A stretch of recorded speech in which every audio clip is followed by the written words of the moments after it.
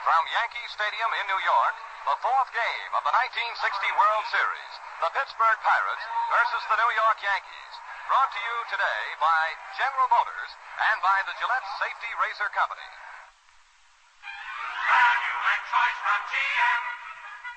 Oh, come on in, friends. My name's Len Stokes. I've got more value for you. More cars to choose from, too. Boy, your name?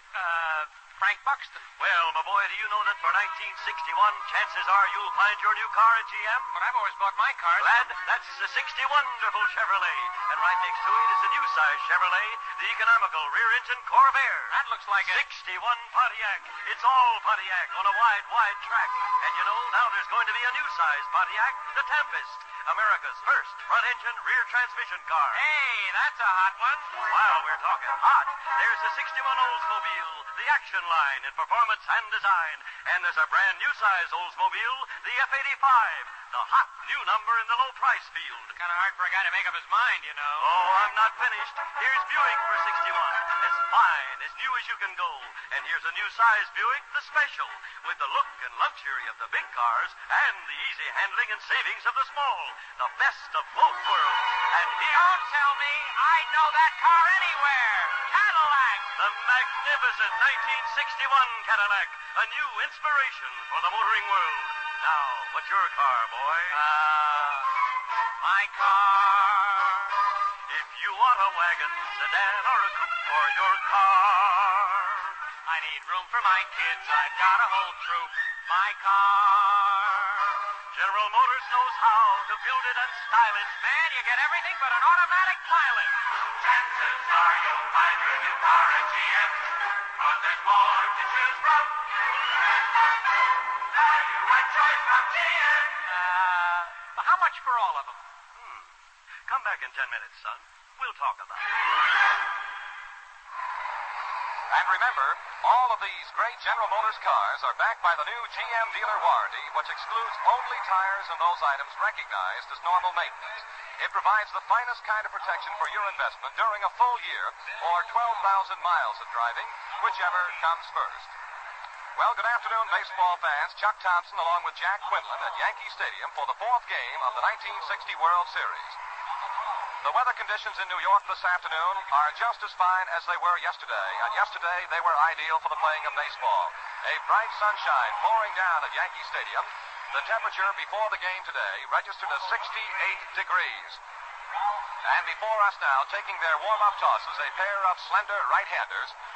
For the New York Yankees, Ralph Terry, and for the Pittsburgh Pirates, it will be Vern Law. Well, the big question in the minds of baseball fans here in New York this weekend, and I would imagine in the rest of the world, can the Pirates bounce back from the devastating pummelings of the last couple of games? And believe me, this was the primary topic of discussion wherever you went last night. There was little or no looking back insofar as Danny Murtaugh's handling of the Pirates or to the more apparent collapse of Pirate hurling. It seemed to me that most of the talk last evening and here this morning prior to the ball game had to do with the possibility of the Pirates snapping out of it. And people we talked to were about, I must say, evenly divided in their feelings. There were many baseball men who were certain that the two crushing defeats the Yankees have dealt the Pirates will completely demoralize them, and it will be easy work for the New York Yankees from here on in. There is, however, a very hard core of respected baseball men, principally National Leaguers, who are certain that the Pirates can and will come back to make a much better showing. Now, it does seem reasonable to assume that the Pirates, who led the major leagues in hitting with a team batting average of .276, are capable of regrouping their forces in order to make a run at these Bombers. They have hit well, fielded well, and pitched well throughout the entire year. Dick Groth, the Bucs captain and shortstop, didn't win the batting title accidentally. Of course, had to win it with many base hits. As a matter of fact, in one game this summer, Dick had 6 base hits, which was tops in the National League. The Pirates, of course, had their big days, as the Yankees are having theirs seeming right now. As a team, the Pittsburgh Pirates had more hits in a single game than anyone else. 23 base hits in a single game was a league high this past summer. And their first baseman, Dick Stewart, also topped the National League in a single game performance with 7 runs batted in. The Pirates then are not a ball club that won a pennant with mirrors and squeaked through with breaks of the game. They led the majors in hitting. They also led their league in fielding. And they enjoyed good pitching throughout. It has been this combination of hitting, fielding, and pitching that has been almost completely missing in the series to date. And if there is to be a bounce back by the Pirates, well, people will certainly tell you it's got to start today. Tomorrow almost certainly will be too late. Here in Yankee Stadium this afternoon, it was our pleasure to sit in the Yankee dugout and, with manager Casey Stengel, go over a bit of a problem in the Yankee batting order. And it brought out some of the very best in Casey Stengel. It was doubtful as to whether or not Roger Maris, the Yankee right fielder, would be able to start in today's ball game as a result of bruised ribs suffered in a collision at home plate yesterday with Hal Smith. Well, he had taken a good bit of treatment prior to the game today, and then went up and took batting practice, and the first two pitches Maris hit went right out of the ballpark into the right field bleacher section, which, of course, made Mr. Stengel feel that there was a possibility that Mr. Maris might play, and he certainly will play. Well, that meant then that Casey Stengel would have to change the batting order, because he had started the ball game with Yogi Berra in right field and batting in the number 2 position. So Mr. Stengel said, well, now we have a problem. He said, I'd better go out and see Mr. Berra and find out where he would like to hit now that Maris is going to play. And with a twinkle in his eye, Mr. Stengel stalked out onto the diamond and talked to Mr. Berra about batting 5. And that's the way he will be in the lineup this afternoon. Of course, there are many stories about Casey Stengel and his sense of humor. And one of the better stories had to do with the Yankee shortstop Tony Kubek when the Yankees went into Comiskey Park in Chicago some time back to play a doubleheader. Tony, who is a native of Milwaukee, had many of his friends coming down to Comiskey Park to see the ball game, the doubleheader that afternoon. A couple of hundred people to be exact. And they were coming down by bus and by train, and some of them, of course, were flying. Well, naturally, when they looked at the Yankee lineup card that afternoon, many of the newspapermen expressed surprise to note that in the first game of the doubleheader, the name of Tony Kubek was missing in the Yankee lineup. And so they asked Mr. Stengel, well, now, how come Kubek is not playing with all of these people coming down here to see him? And Mr. Stengel, never at a loss for an answer, with a twinkle in his eye, said, well, you see, the traffic conditions are pretty bad today. He said, I understand they've got an awful traffic jam, and some of these folks might be a little bit late getting to the ball game. And just to make certain that they're not going to miss seeing Tony Kubek, he said, I felt I might hold that fella back for the second game. Out in center field, the band has grouped, and we will have the singing of the national anthem in just a moment. The power hitting of Mickey Mantle in this series, of course, is something that baseball fans will remember for a long time. Even the usually blasé New Yorker is a little bit excited. In my visits to this great old ballpark during the regular season, Mickey Mantle is almost always greeted with, a chorus of boos here in Yankee Stadium. And I've always kind of felt that maybe this treatment was meant to spur Mantle on to greater things, and perhaps it worked. You'd have to look kind of hard to find one greater than Mantle in the current series. His home runs have not been just home runs. They have been storybook clouds. And the greatest of these, of course, would have to be the second one he hit at Forbes Field in Pittsburgh. And though I didn't think of it at the time, General Manager Frank Lane of the Indians called the turn on Mantle with a quip he made at dinner the first night in Pittsburgh. The meal was served in a most attractive buffet style. The salads, however, were set up on what appeared to be a baseball diamond ringed with asparagus spears. Mr. Lane inquired about the Roquefort and was told by the waiter with a big grin, it's out in center field where Verdon is going to be. Mr. Lane thanked the boy, and with an even bigger grin, he quipped, you'd better move Verdon back into the asparagus for Mantle. Well, the umpires have now made their appearance on the field below us. The lineup cards are being exchanged with Casey Stengel representing the Yankees and Captain Dick Groat for the Pittsburgh Pirates. This program is authorized under the television and radio rights granted by the Commissioner of Baseball solely for the entertainment of our audience, and any publication, reproduction, or other use of the pictures, descriptions, and accounts of this game without the express consent of the Commissioner is prohibited. Any commercial or other use of the program, such as by charging admission for its showing, is similarly prohibited without the express authority of the Commissioner.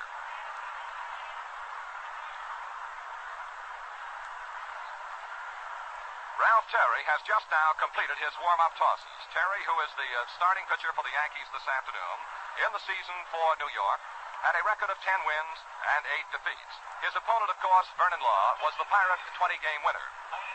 And now, ladies and gentlemen, we are about to hear the national anthem sung by Miss Lucy Monroe, and we now will turn things over to our field microphone to pick up the presentation. In a few moments, as the 69th Veterans Band, under the direction of Patrick J. Austin plays, and the U.S. Marine Corps Color Guard from the New York City Recruiting Office raises our flag. Miss Lucy Monroe will sing our national anthem.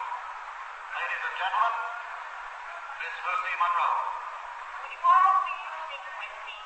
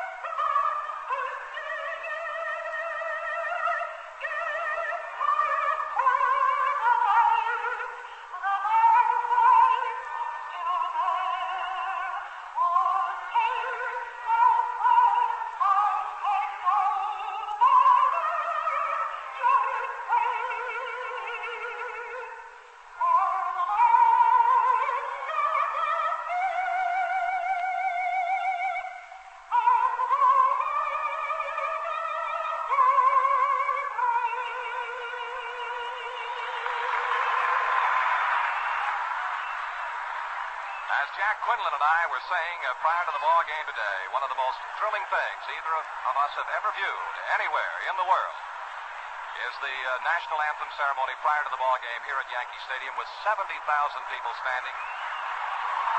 It's a sight that you can never forget. We pause 10 seconds for station identification.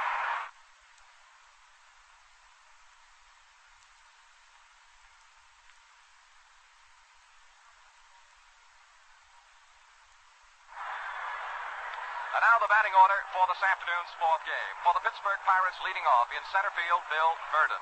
Batting number 2 at shortstop, Dick Grote. Batting 3 in right field, Roberto Clemente. Batting 4 at first base, Dick Stewart. Batting 5 in left field for Pittsburgh, Gino Cimoli. Batting 6 and catching for the Pirates, Smoky Burgess. Batting 7 and playing third base, Don Hope. The number 8 batter in the Pirate order is Bill Mazeroski, second baseman, and the pitcher is Vern Law, whose series record, of course, 1-0.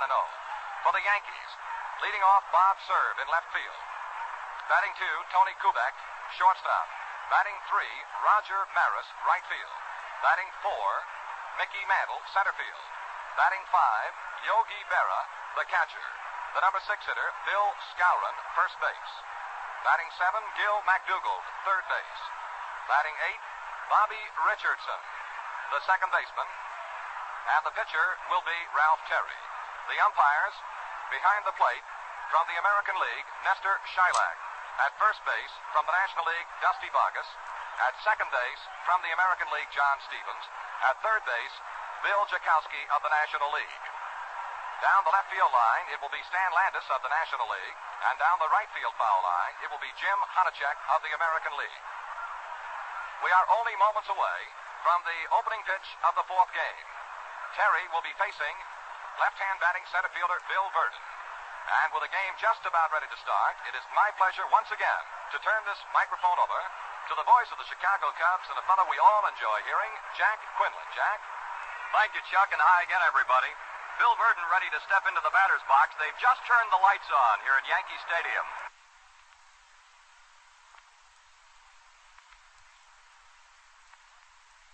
The electrician has just gone to work and flipped the switch, and the lights have been turned on just prior to the first pitch of the ball game. Game number 4, with the Pirates trying to come back. They won the opening game on Wednesday, 6-4, behind Vern Law. They were beaten Thursday, 16-3, and were shut out here at Yankee Stadium yesterday, 10-0 by Whitey Ford. Here's Bill Verdon, the center fielder. He's had 2 for 12 so far in the series, with no homers and 1 RBI. Verdon, a left-handed batter. Ralph Terry won 10 and lost 8. Started the season, and he finished it in brilliant form. Here's the first pitch of the ball game. It's a strike right down the middle. Yankee fans here in New York are confident that they will not have to go back to Forbes Field in Pittsburgh, that the series will end right here at Yankee Stadium tomorrow.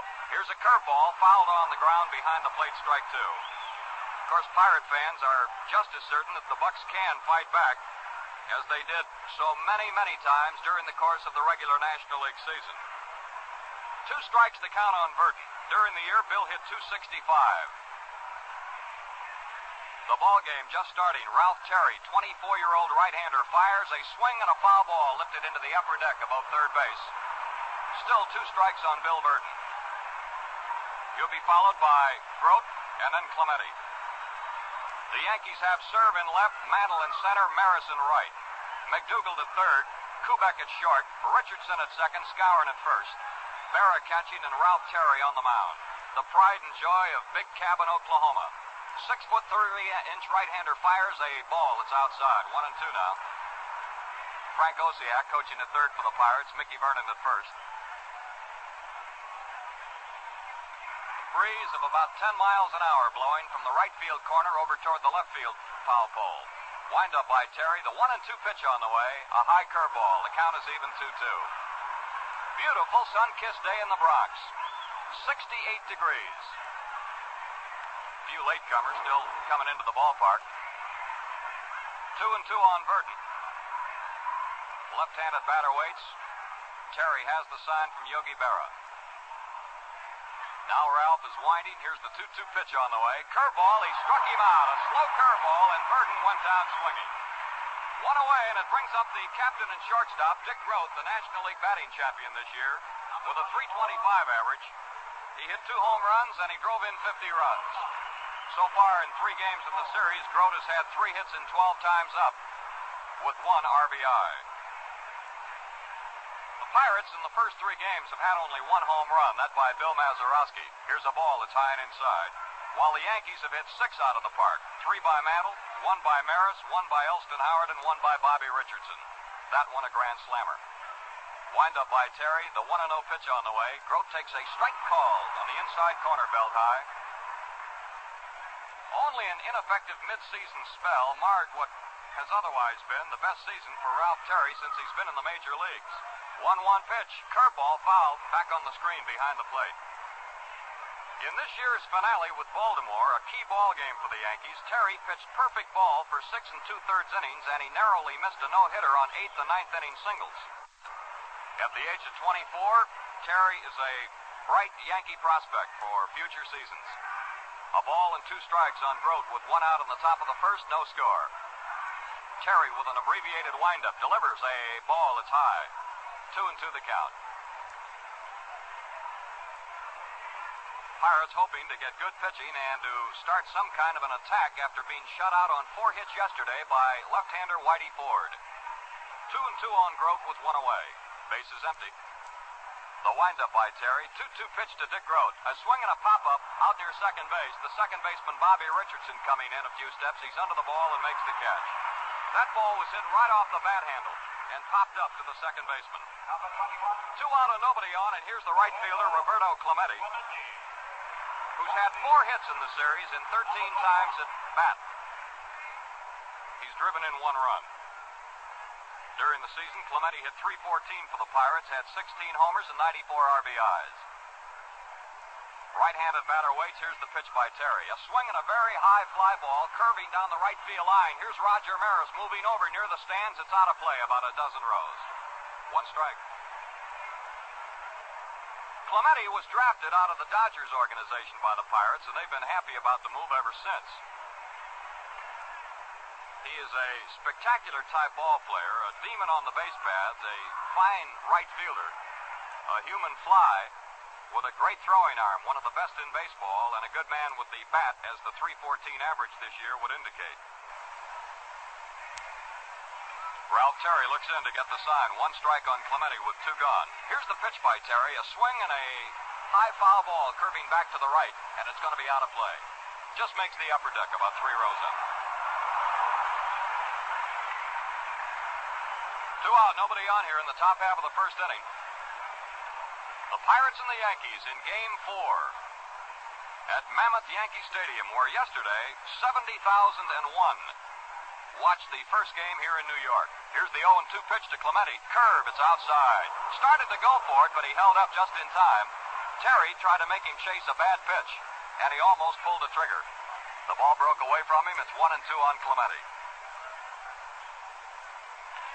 With that 15-game winning streak that the Yankees closed the season with, they have now won 17 out of the last 18 games they've played. Here's the curve, low and away again. 2-2 on Clemente. In Game 5 tomorrow here at the stadium, Danny Murtaugh, the Pirate manager, has definitely indicated it'll be southpaw Harvey Haddix. Stengel has not made up his mind yet. He's going to wait and see what happens today. The windup by Terry and the 2-2 pitch to Clemente. Curve, a swing and a miss. He struck him out to retire the side. A slow curveball, and Terry strikes out 2 of the 3 Pirates he faces in the first inning. No runs, no hits, nobody left on. After half an inning, the Pirates nothing, the Yankees nothing. Value and choice from GM. Now, for 1961, the magnificent new Cadillac, world's most distinguished motor car. A car of matchless performance sculpted in a new trimness and crispness of line and silhouette. Cadillac for 1961, a new inspiration for the motoring world. Thrill to the new 61 Cadillac at your quality Cadillac dealers. The 61 Cadillac is ready now at your dealers. The Yankees come to bat in their half of inning number 1. They'll send up Bob Cerv, Tony Kubek, and Roger Maris. On the mound for the Pirates is Vern Law, who won the first game of the series from the Yankees by a score of 6-4 at Forbes Field. He worked 7 innings last Wednesday. He gave up 2 runs, was tagged for 10 hits. He struck out 3 and he walked 1. He beat Ditmar by a 6-4 score. And his earned run average in the series so far in that one game is 2.57. Law made 35 starts during the season, pitched 18 complete games, which was high on the Pirates staff. Bob Friend had 16 complete games. So here's Bob Cerv leading off. Cerv, the left fielder, has had 3 for 6 in the World Series. No homers, no RBIs. During the year, he hit .253 with 14 home runs. Here's a fly ball to center. Verdon comes on, can't get it, a hit. Bob Cerv hits the first pitch into center field for a single, and the Yankees are off the same way they started yesterday. A man on first. Cerv singly into center field. It brings up the shortstop, Tony Kubek, a left-handed batter. Kubek has had 7 for 14 so far, batting .500 in the series. During the year, he hit .273 with 14 homers and 62 runs driven in. Ralph Houck, the first base coach, Frank Cressetti coaching at third for the Bombers. The pitch by Law. He bunts foul back here to the screen. Kubek trying to bunt, and he laid the bat underneath the pitch and hit it right back to the screen for a strike. Defensively, the Pirates have Cimoli in left, Verdon in center, and Clemente in right. Polk at third, Grote at short, Mazeroski at second, and Dick Stewart at first, playing right on the bag. The stretch by Law. The 0-1 pitch. Kubek swings and lines one into left field for a base hit. Bob Cerv rounding second. He'll go to third. The peg to second base. It's going to be too late. It's a double by Kubek. Tony Kubek doubles into left field, and the Yankees have runners on second and third with nobody out in the first inning. A single by Cerv and a double by Kubek. Time is called, and third baseman Don Hoke moves to the mound to talk to Vern Law. It brings up right fielder Roger Maris. Maris has had 4 for 12, including a home run.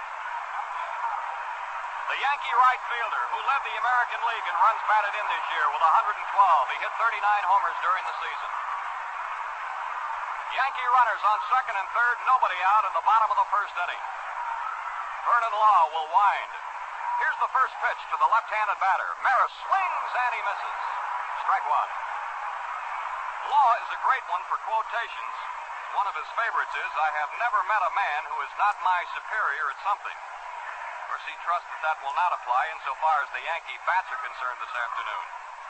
Here's the 1-strike pitch. A ball low. Burgess got down on one knee, blocked that pitch, kept it from going to the screen. 1-1 on Maris, with runners at second and third and nobody out. No score the bottom half of the first inning. The Fired outfield deep and around to the right. The 1-1 delivery. Curveball. It's low and inside. 2 balls and 1 strike on Maris. The Yankees during the season had a team batting average of 260. 2-1 on Roger Maris. Serve on third. Kubek at second base. Here's the 2-1 pitch on the way. Swing and a curve, and he lines it foul down the first base line, and it goes into the box seats on 1 bounce, and Maris broke his bat on the foul ball. 2-2.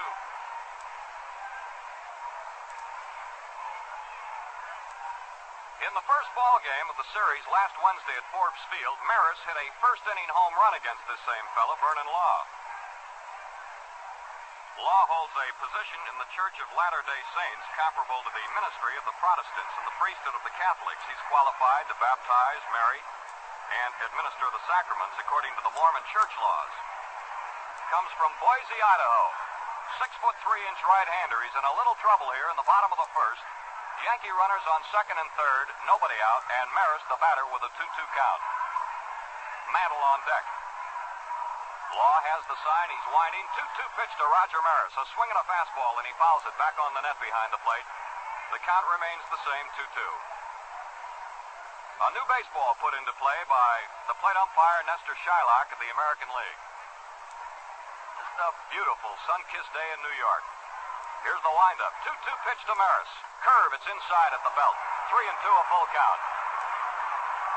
Yankee fans sitting forward on the edges of their chairs hoping that Maris can get a hold of one or at least get on base.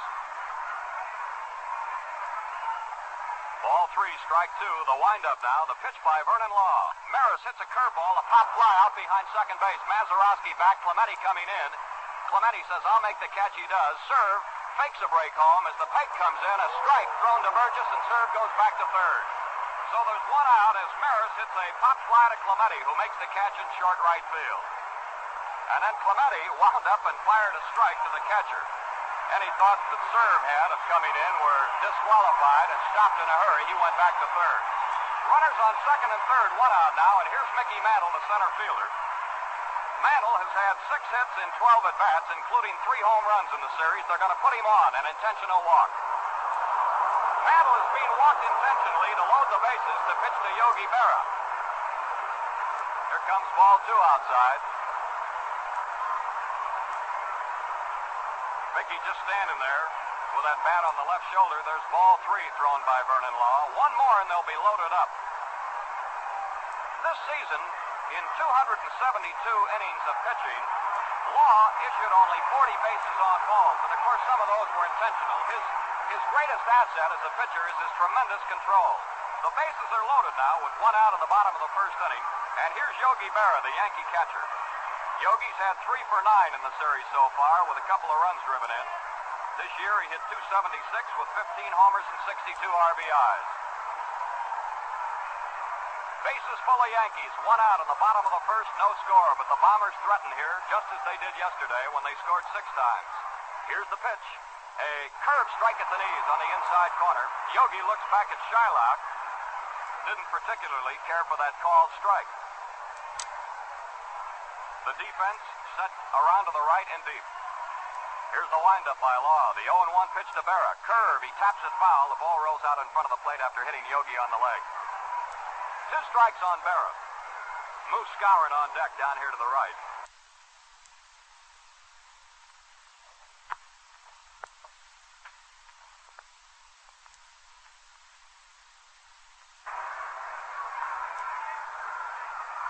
This season, Law won 20 and lost 9, the best year he's ever had in the big leagues. He is a great pitcher. He's going to have to be great to get out of this. Here's the windup. The 0-2 pitch to Berra. Curve, foul, a ground ball down the third base line. Hope steps on third, throws to first base. Out, a double play. John Hope over to Stewart, a double play. Hope stepped on third, forcing Kubek. Fired across to Stewart, the first baseman, doubling up Yogi Berra, and the first base Yankee coach, Ralph House, put up a pretty good squawk with umpire Dusty Boggess at first base. So in the inning, the Yankees get no runs on 2 hits, and 2 men were left on the bases, and at the end of 1 full inning, it's the Pirates nothing and the New York Yankees nothing. I wish to buy car.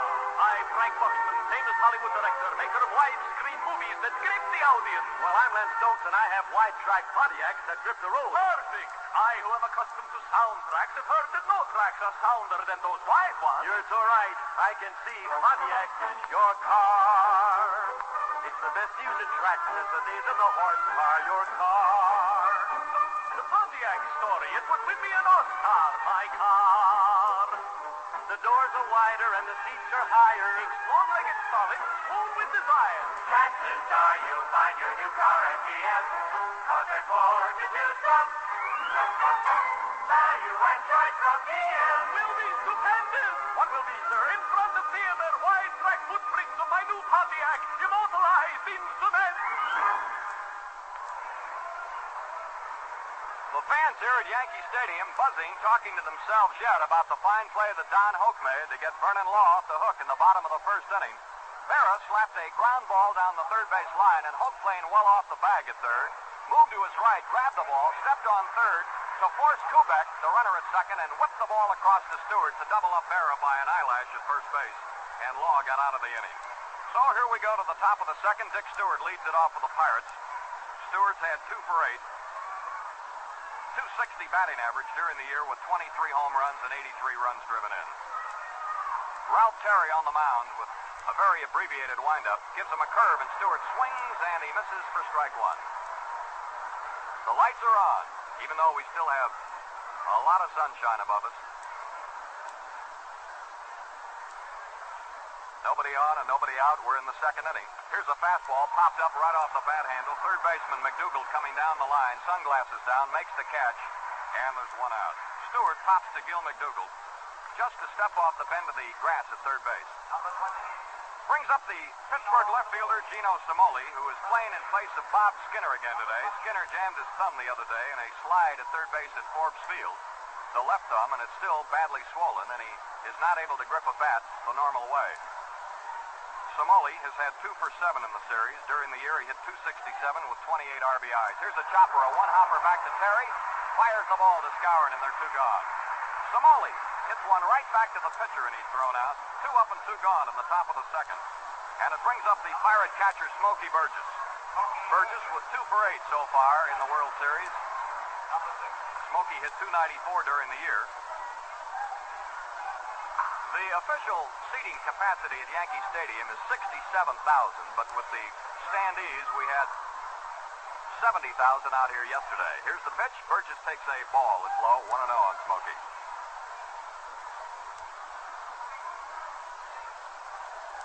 Terry looking in, getting the sign from his catcher, Berra. Burgess, stockily built left-handed batter. Here's a ball wide, 2-0. Terry started his career in the Yankee organization, was traded to Kansas City, and then the Yankees got him back. 2-0 on Burgess with 2 gone here in the top half of the second, no score. The Pirates and the Yankees from Yankee Stadium. Pitch, curve, tap foul. On the ground off here to the right. 2 balls and 1 strike. Pirate fans, of course, hoping that the Bucks will explode with some dynamite today. So far, in 3 games, they have 9 runs and 25 hits, compared to the Yankee total of 30 runs in 3 games and 48 hits up until today. 2 balls and 1 strike. Burgess waits. The windup by Terry, and here's the pitch on the way. A curve low and inside. 3 balls and 1 strike.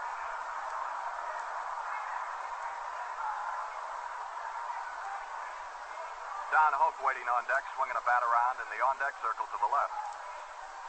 Pirates occupy the third base dugout at the stadium. The Yankees on the first base side. 3-1 pitch. Curveball high. Burgess walks. There's the first Pirate runner. A walk to Smoky Burgess with 2 out in the second inning. Here's Don Hoke, the fine third baseman of the Pirates. He's had 2 out of 9 so far in the World Series. This fellow wants to be a manager someday. And it might not be too far off. Of course, he still has a lot of baseball playing days left in him. Terry looks in to get the sign from Yogi. Burgess on first, 2 gone in the second inning. Here's a ball that's inside to Hope. Pirate fans are convinced that this is the best Pittsburgh third baseman since Pie Traynor, and that's quite a compliment when you consider the trainers in the Hall of Fame. 1-0 on Don Hope. Burgess on first base, 2 gone in the top of the second, no score. Pitch inside, almost hit him again. 2-0. Yogi steps off to the right of home plate, fires that baseball back to the mound. Hope broke in with the Dodgers, was traded to the Cubs, then to Cincinnati, then to the Pirates. He had another fine year, hitting .282 with 16 home runs. He is not known as a power hitter. Pitch on the way. Strike, slider, letter high, 2-1. 2 balls and 1 strike on scrappy third baseman Don Hoke of the Pirates. Serve in left, Mantle in center, Maris deep in right. 301 feet down the left field line to the foul pole. 296 down the right field line here at Yankee Stadium. Burgess with a very short lead at first base. Skowron playing behind him. Here's the stretch. And Terry's 2-1 delivery. A swing and a well-hit ball to left field. Bob Serve is out there, though, and makes the catch to retire the side. Hoke lines to serve in left field, and it's no runs, no hits, and 1 man left on. And at the end of 1.5 innings at Yankee Stadium, it's the Pirates nothing, the Yankees nothing. Value and choice from GM. Here, with more space, more spunk, more room in the trunk. The new 61 Chevy Corvair. Corvair gives you peppier performance with greater economy in a complete line that includes 4 new wagons, unlike anything ever built in America before. See the 61 Chevy Corvair at your quality Chevrolet dealers. Drop in and see the new Corvair. Vern Law taking a few warm-up tosses here while Smoky Burgess gets his catching gear on. And in the bottom of the second, the Yankees will send up Bill Skowron, Gil McDougald, and Bobby Richardson. No score. Here's Burgess coming out. All equipped now to do the catching. Smoky, of course, was on base when the side was retired in the top of the inning. Had to go into the dugout, get the shin guard and the protector, glove, and mask. Now he's back here, and here we go. Bill Skowron with 6 for 15 in the series so far. During the season, Moose was the only Yankee to hit .300. He batted .309, 26 homers, and 91 RBIs. Big right-handed batter. And here's Vern Law's first pitch. It's a curve low and outside, backhanded by Burgess. 1-0. Skowron was a left-footed punter down at Purdue. Great athlete around Chicago, where he was brought up. 1-0 pitch on the way. A tap right back to the mound. He tried to hold up on his swing on a curveball. He's going to be thrown out by a wide margin. 1 away. Skowron tried to check his swing, and he couldn't do it. He committed himself, and the ball jumped off the bat and went right back to Vern Law, who threw him out. Here's McDougald, the Yankee third baseman, who's had 4 for 10 in the series with a couple of runs driven in. During the year, Mac hit .259 with 8 homers and 34 runs driven in.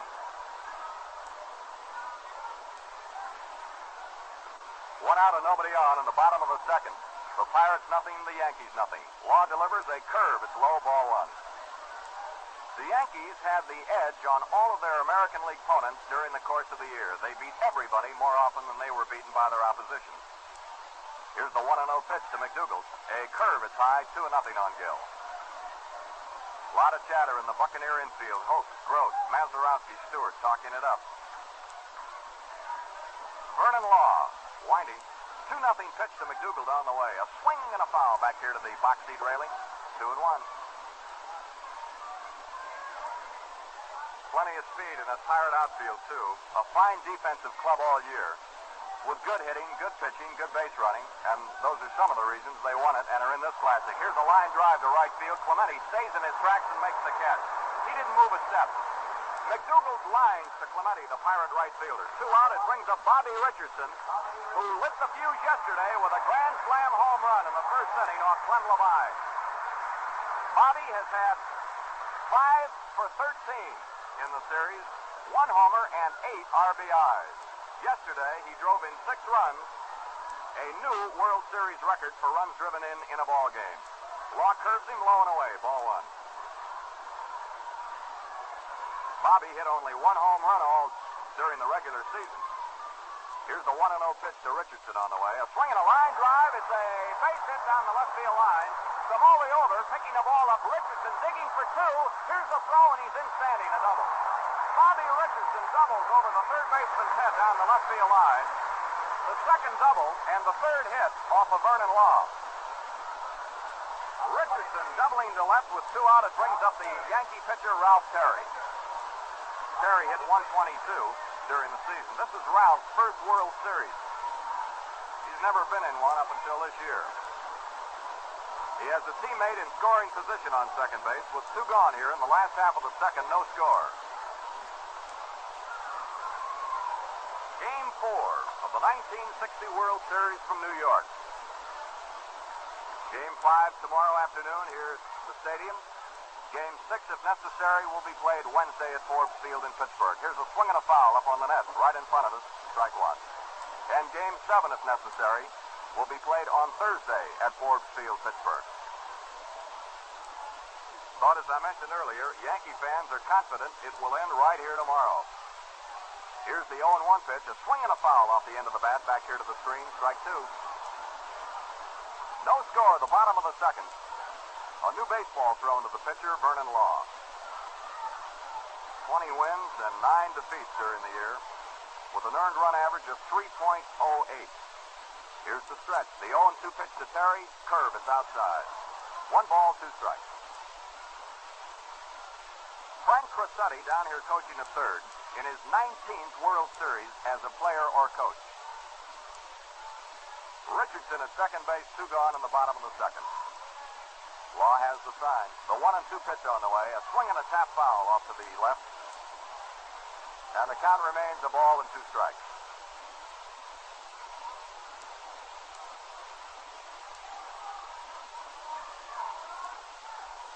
During the season, the Yankees hit 193 home runs, a new American League record. And they have used that power during the second and third games of the series. Here's a curve, a tap to the right side, weakly hit. Law off the mound, has it, throws the ball to Stewart in time, and Terry is out, and the Yankees are retired. In the inning, no runs, 1 hit, and a man left on base. And at the end of 2 full innings at Yankee Stadium, it's the Pirates nothing, the New York Yankees nothing. What is it, little girl? What's the name of that car, mister? That's Oldsmobile's great new F-85. Now run along and play. What's great about it, mister, huh? Why, it's the hot new number in the low price field with the new Rocket V8 engine for hot performance plus economy. Please, young lady, would you take your sticky lollipop off that fender? Sure, mister, but that's my car. It's handled so easy, makes driving a game. Your car. F-85, what a beautiful name. My car. It's got room for 6 people, the F-85. What's ready in and ready to drive? At the car, you'll find your new car at GM. Cause there's more to yourself. Value and choice from GM. Now run along, little girl. You know you can't afford to buy this car. Hey, mister, don't you know little girls have daddies, too? Top of the third, here's Bill Mazeroski, the Pirate second baseman, leading off. The pitch by Ralph Terry is a curve, a strike on the outside corner at the knees. 0-1. Maz has hit the only Pirate home run of the series. Here's the windup. 0-1 pitch by Terry. Strike 2. Fastball hit the outside corner. 4 for 12 for Mazeroski in the series. He hit .273 during the season with 11 home runs and drove in 64 runs. The windup, the 0-2 pitch by Ralph Terry. Curveball that's outside. Maz started to nibble, but he held up. 1-2 on Mazeroski, leading off the third. He'll be followed by the pitcher, Vern Law. Then the top of the order, Bill Verdon. The Bucks have had 1 base runner, Burgess, who walked in the second. Terry gets the sign from Yogi Berra. Now the 1-2 pitch. Oh, he stopped. Right at the top of his windup, he stopped. And time was called for a second there. Mazeroski stepped out of the batter's box. Now he moves back in. Terry, 24-year-old, lean, lanky right-hander. Delivers 1-2. A curve outside. 2 balls, 2 strikes. It's even up. These Pirates haven't given up by any means. They still have a lot of the old chatter down here, talking it up in the dugout at third base. The windup and the 2-2 pitch by Terry. Swing and a miss. He struck him out on a low outside curveball. Mazeroski fans, and that's strikeout number 3 by the Yankee right-hander. It brings up the Pirate pitcher, Vern Law. Law has been up only once. That, of course, was on Wednesday. And he grounded out. He was up a couple of other times, sacrificed, and was hit by a pitch ball. Neither, of course, counting as an official time at bat. So there's one out, nobody on base, top half of the third, no score. Game 4 from Yankee Stadium. Jack Quinlan along with Chuck Thompson. Another capacity crowd at the house that Ruth built. Pitch on the way. Curve, it's low and outside. Ball 1.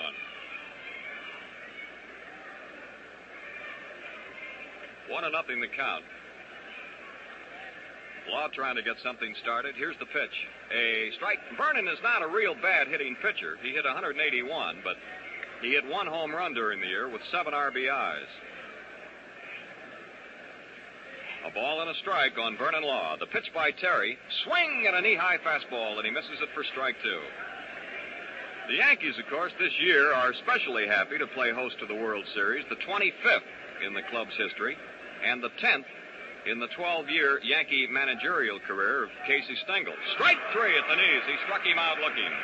So 2 strikeouts in the inning, 4 in the ball game for Ralph Terry as Law is called out on strikes. And it brings up the top of the batting order, center fielder Bill Verdon. Of course, Babe Ruth, Lou Gehrig, Joe DiMaggio, and so many more legendary heroes of baseball have thrilled millions of fans here at Yankee Stadium.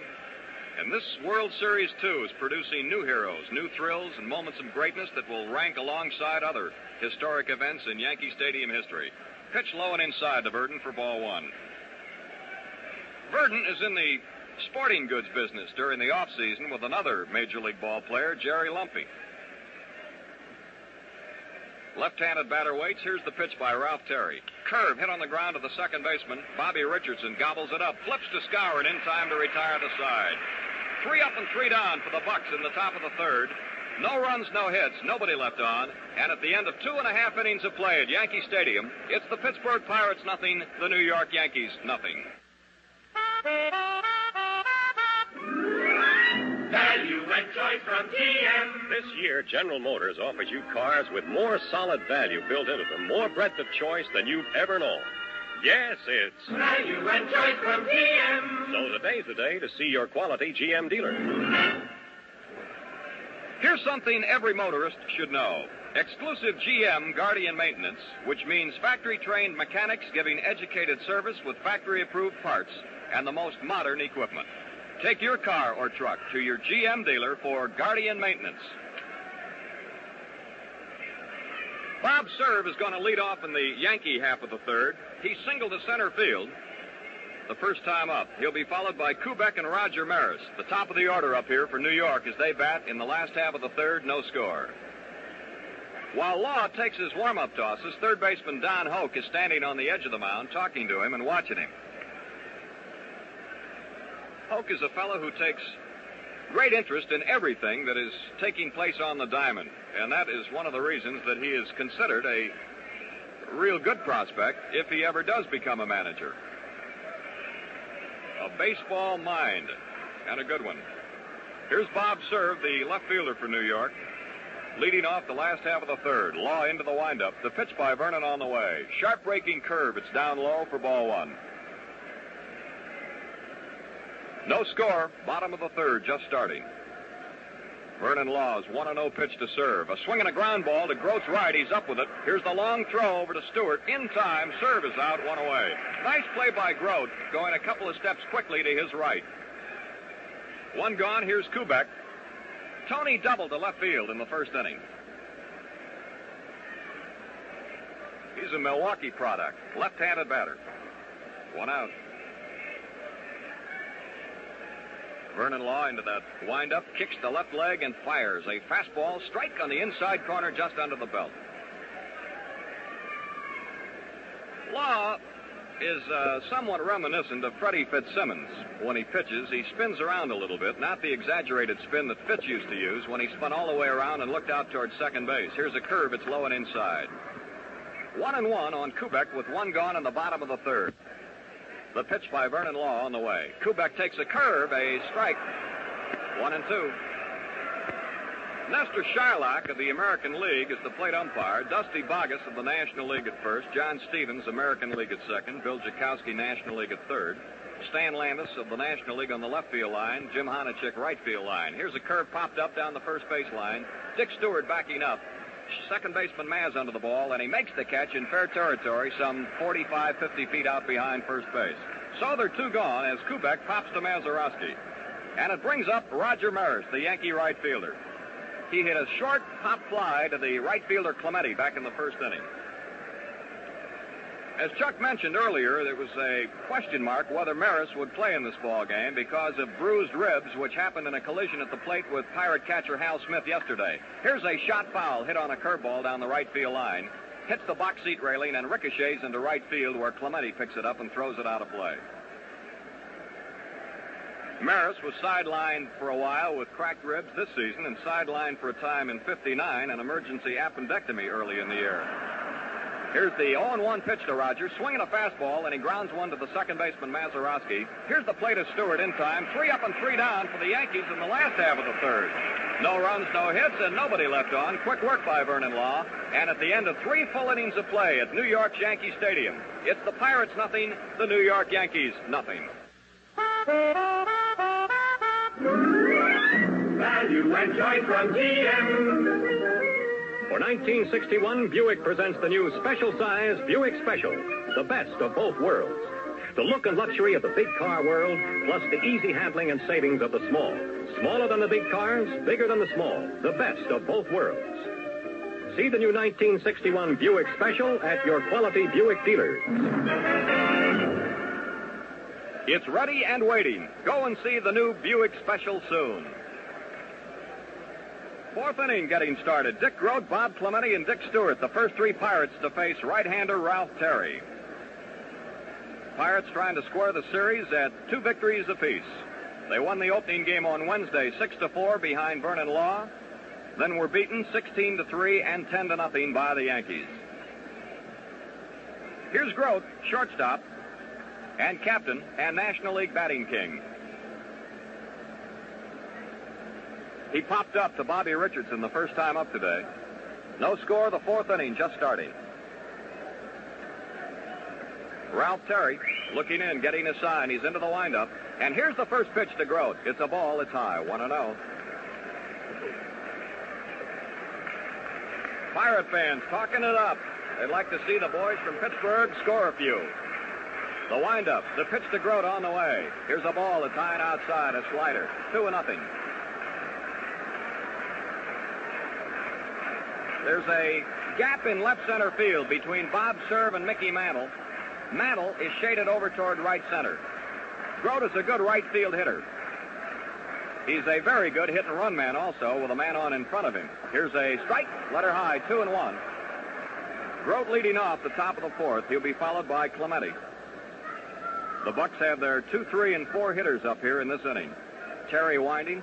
Pumps once, twice, kicks the left leg and delivers. Fastball high, 3-1 on Grote. Pirates haven't had a hit yet. They've had only 1 base runner, Burgess, who walked in the 2nd inning and was stranded on first base. 3-1 on Grote. Now the windup and the pitch by Terry on the way. Strike 2, hit the outside corner, letter high. And it's a full count, 3-2 on Grote, leading off the 4th inning. 0-0 ball game. Terry into the windup again. 3-2 pitch on the way. A swing and a fly ball into center field. Here's Mickey Mantle moving over to his right, coming in a step or 2 under the ball, and he makes the catch, 1 gone. Grote flies to Mantle.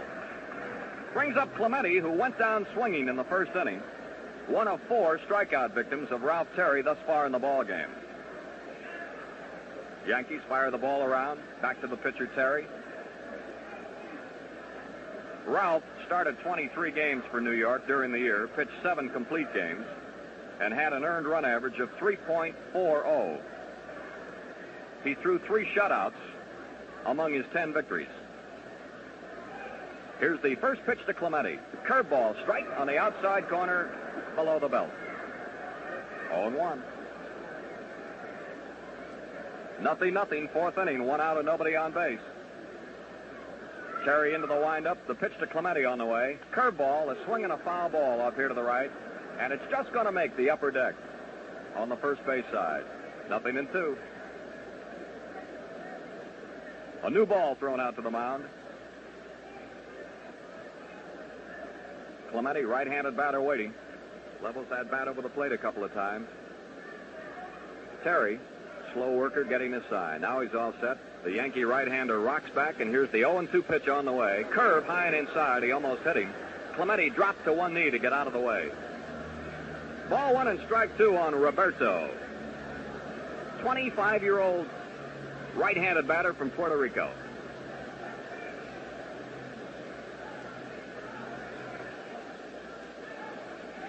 Terry all set again. 1 ball, 2 strikes to count. Now the windup by Ralph. Here's the pitch now to Clemente. It's on the way. It's a curve low and outside into the dirt. And the count is even now. 2 balls and 2 strikes.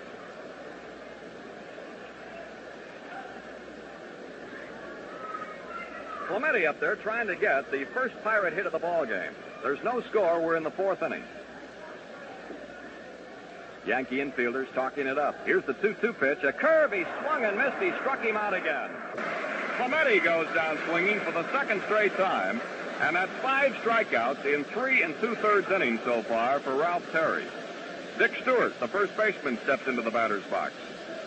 Stewart popped up to McDougal the first time up.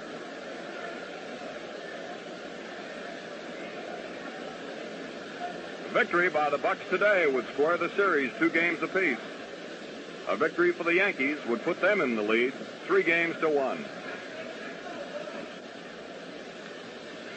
Stewart, big right-handed batter. Here's the pitch. Strike, fastball, right down the middle. 0-1.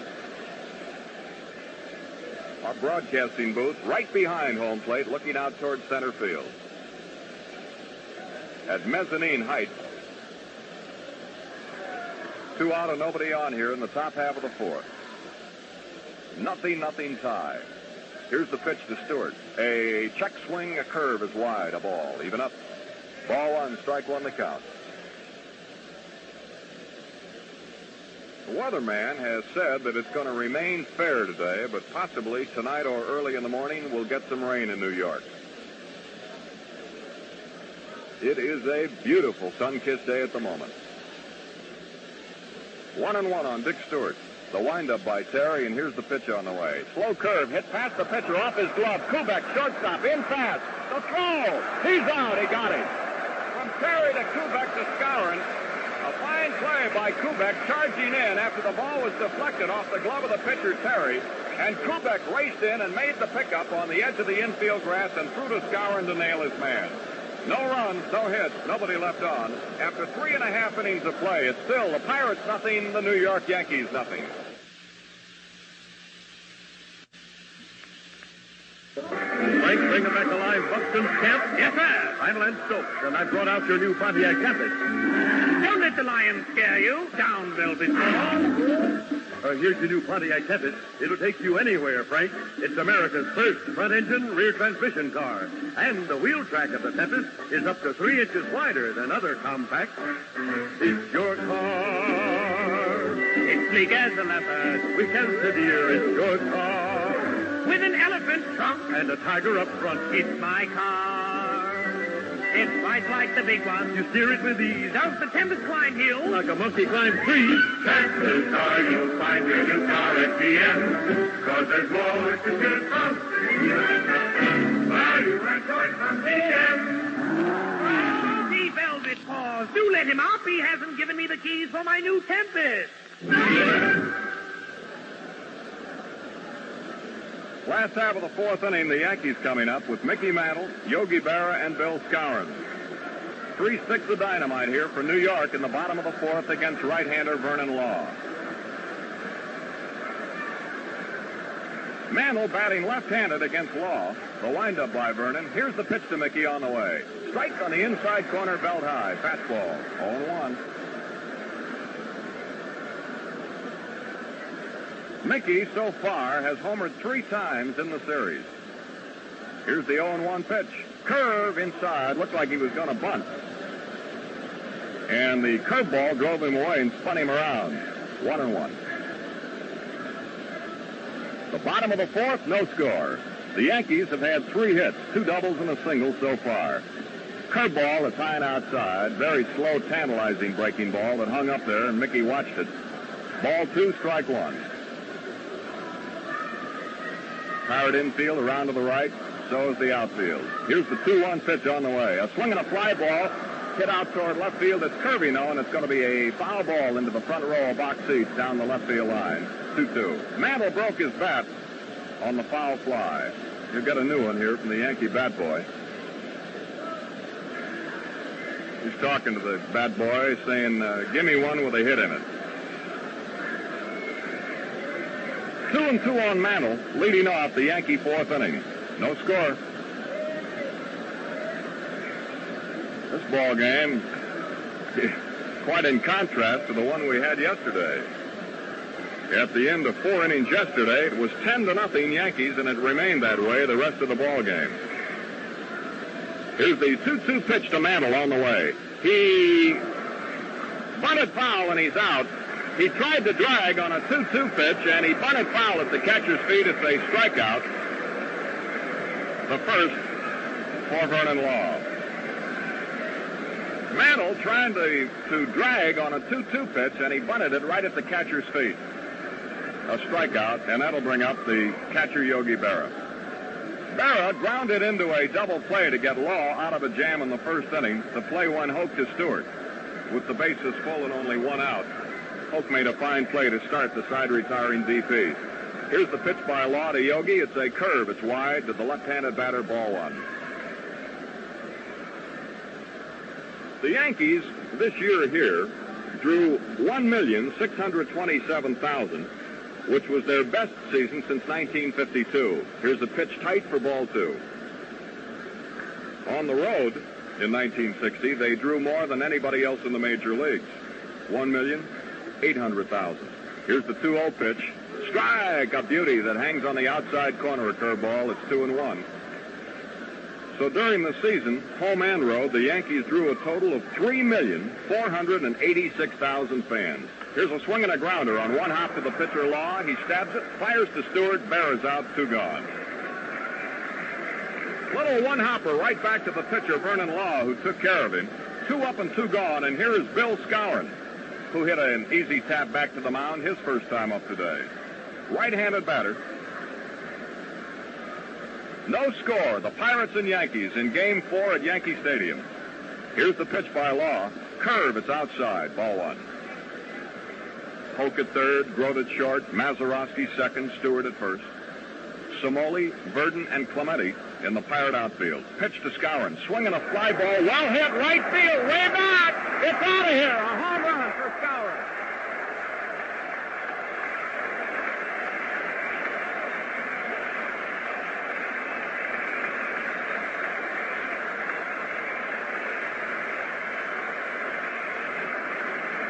Bill Skowron just broke the ice with a home run into the right field seats over the 344 sign. Law tried to curve him outside, and the Moose went right with the pitch and drilled it into the right field lower deck. Run number 1 and hit number 4 off Vern Law, and the Yankees lead 1-0.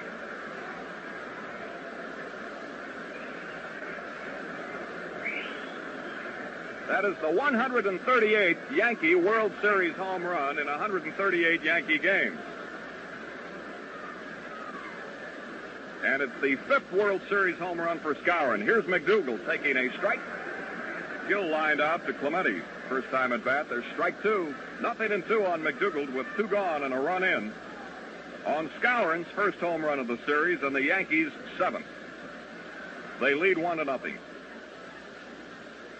Law winding. 0-2 pitch to McDougal down the way. A swing and a curveball. He misses it. He struck him out to retire the side. Strikeout number 2 by Law. So in the inning, 1 run, 1 hit, the home run by Big Bill Skowron, and nobody left on base. And after 4 full innings of play, it's now the Yankees 1 and the Pirates nothing. Big cars, small cars, any kind at all cars, more cars, your cars. Cars you get, value and choice from GM. More new cars to choose from at General Motors. Chevrolet and the new size Chevrolet, the Corvair. Pontiac and a new size Pontiac, the Tempest. Oldsmobile and a new size Oldsmobile, the F-85. Buick and a new size Buick, the Special. And Cadillac. Never before has one company offered so many cars to meet so many needs. That's why when you go to buy a new car, your car... Chances are you'll find your new car at GM, 'cause there's more to choose from. Value and choice from GM. We swing into the top of the 5th inning with Gino Cimoli, the Pirate left fielder, leading off. He'll be followed by Burgess and then Hoke. Ralph Terry on the mound for the Yankees now has a 1-0 lead, thanks to the big bat, the Louisville slugger of Bill Skowron. Hit the ball into the right field seats. The windup by Terry, and here's the pitch on the way. It's a curve. It's high and inside for ball 1. Cimoli hit one right back to the pitcher and was thrown out. First time at bat today. Gino, close stance, big fella, right-handed batter. He has a habit of creeping in the batter's box as the pitch is made. He's starting the creepy now. Here's the delivery. It's a slow curve. It's outside, 2-0. Ralph Terry, a 10-game winner for the Yankees this year, appearing right now in his first Major League World Series ball game. Here's the 2-0 pitch on the way. Strike inside corner, letter high to Cimoli. 2-1 on Gino. The ball game in the 5th. The Pirates trail 1-0. Now the 2-1 pitch to the Pirate left fielder. A strike 2 call. Hit the outside corner, belt high with a fastball. 2-2 on Cimoli. McDougal, Kubek, Richardson, Skowron around the infield from 3rd to 1st. Serve, Mantle, and Maris in left, center, and right. 2-2 pitch on the way. Curve is high up around the head. Ball 3. A full count on Cimoli, 3-2. Gino having a word with the plate umpire, Nestor Shylock. Ralph Terry bends down, gives the rosin bag a quick squeeze. Looks in, gets his sign. Young right-hander fires, 3-2 pitch, fastball lined right field. Maris comes on! Can't get it, it's a hit. Cimoli gets the first Pirate hit of the ball game. A single to right field, a line drive that dipped in front of Roger Maris, the oncoming right fielder. So the tying run is on to open up the 5th inning for the Pirates. And here is Burgess, who drew a walk the first time at bat. Yankees 1, Pittsburgh nothing. 5th inning from New York.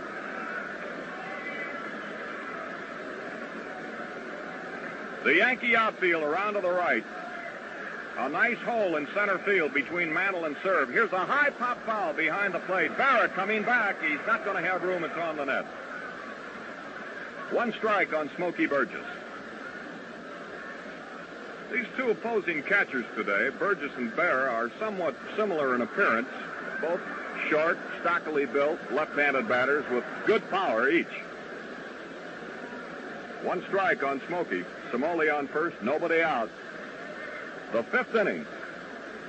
Yankees lead on a 4th inning home run by Bill Skowron into the right field seats, hitting it to the opposite field. Cimoli with his lead. The pitch by Terry on the way. Curve lined. It's a foul ball down the right field line. Hits the box seat railing and then rolls back toward the foul line and into fair territory. 2 strikes on Burgess.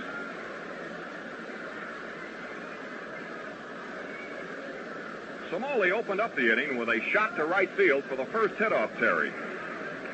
Burgess up there trying to keep the thing going with Don Hoke waiting on deck down here to the left. Terry into the stretch, hands to the waist. Here's a peg to first base, and Cimoli's back standing on the bag.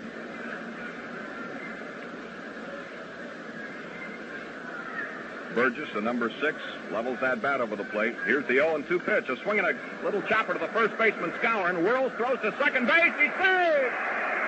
Safe at second. Kubek was upended by Cimoli, and the second base umpire, John Stevens, called him safe as both Cimoli and Kubek hit the ground out there at second base. It's a fielder's choice. Burgess hit a slow hopper to Skowron, the first baseman. He whirled and fired the ball to second base to the shortstop, Kubek, and he was dumped as Cimoli slid in, and the Pirates have runners on first and second with nobody out.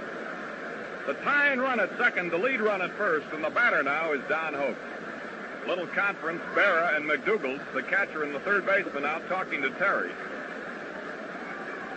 And the Pirates are threatening for the first time in the ball game. Runners on first and second with nobody out.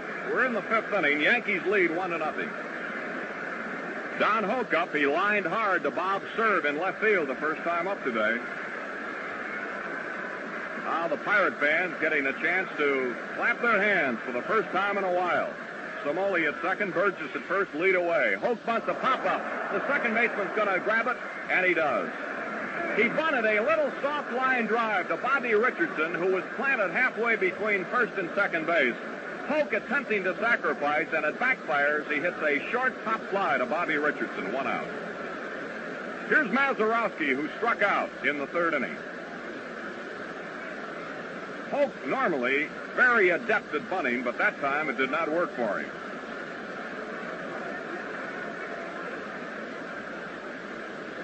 Looked like Don was trying to push that bunt down the first baseline to get Cimoli to third and Burgess to second, but he got underneath the ball, and he popped it to Bobby Richardson.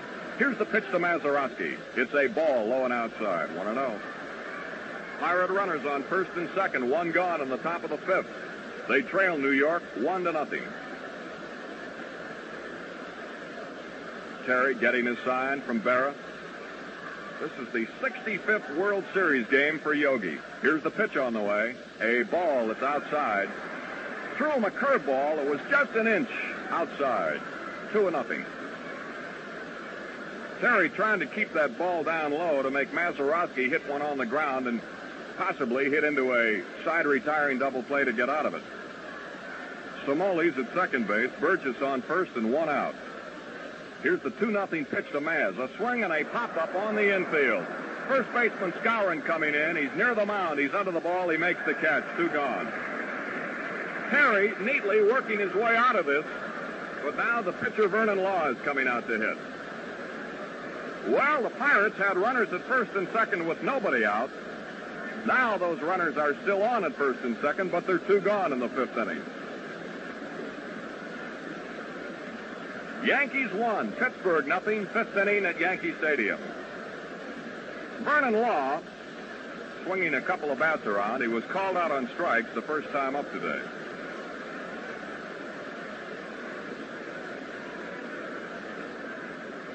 It's up to Law to get those teammates around the bases. They're 2 gone. Here's Terry into the stretch. The pitch to Law on the way. Swinging a line drive left field. It's going to be out for a base hit. Up against the wall. Here's Cimoli scoring. Burgess going into third. It's a double, and the ball game is tied.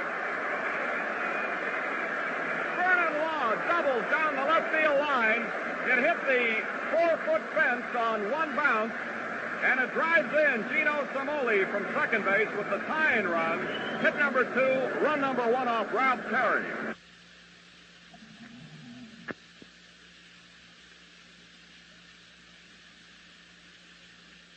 Burgess was held at third by the third base coach Frank Osiak. Vern Law is on at second base with a double driving in a run. And the ball game is a brand new one now. 1-1 in the top half of the fifth. Here's Bill Verdon. Struck out and grounded out. The lead run at third base in the form of Smoky Burgess. Law, the pitcher, is on at second base. He just doubled in the tying run.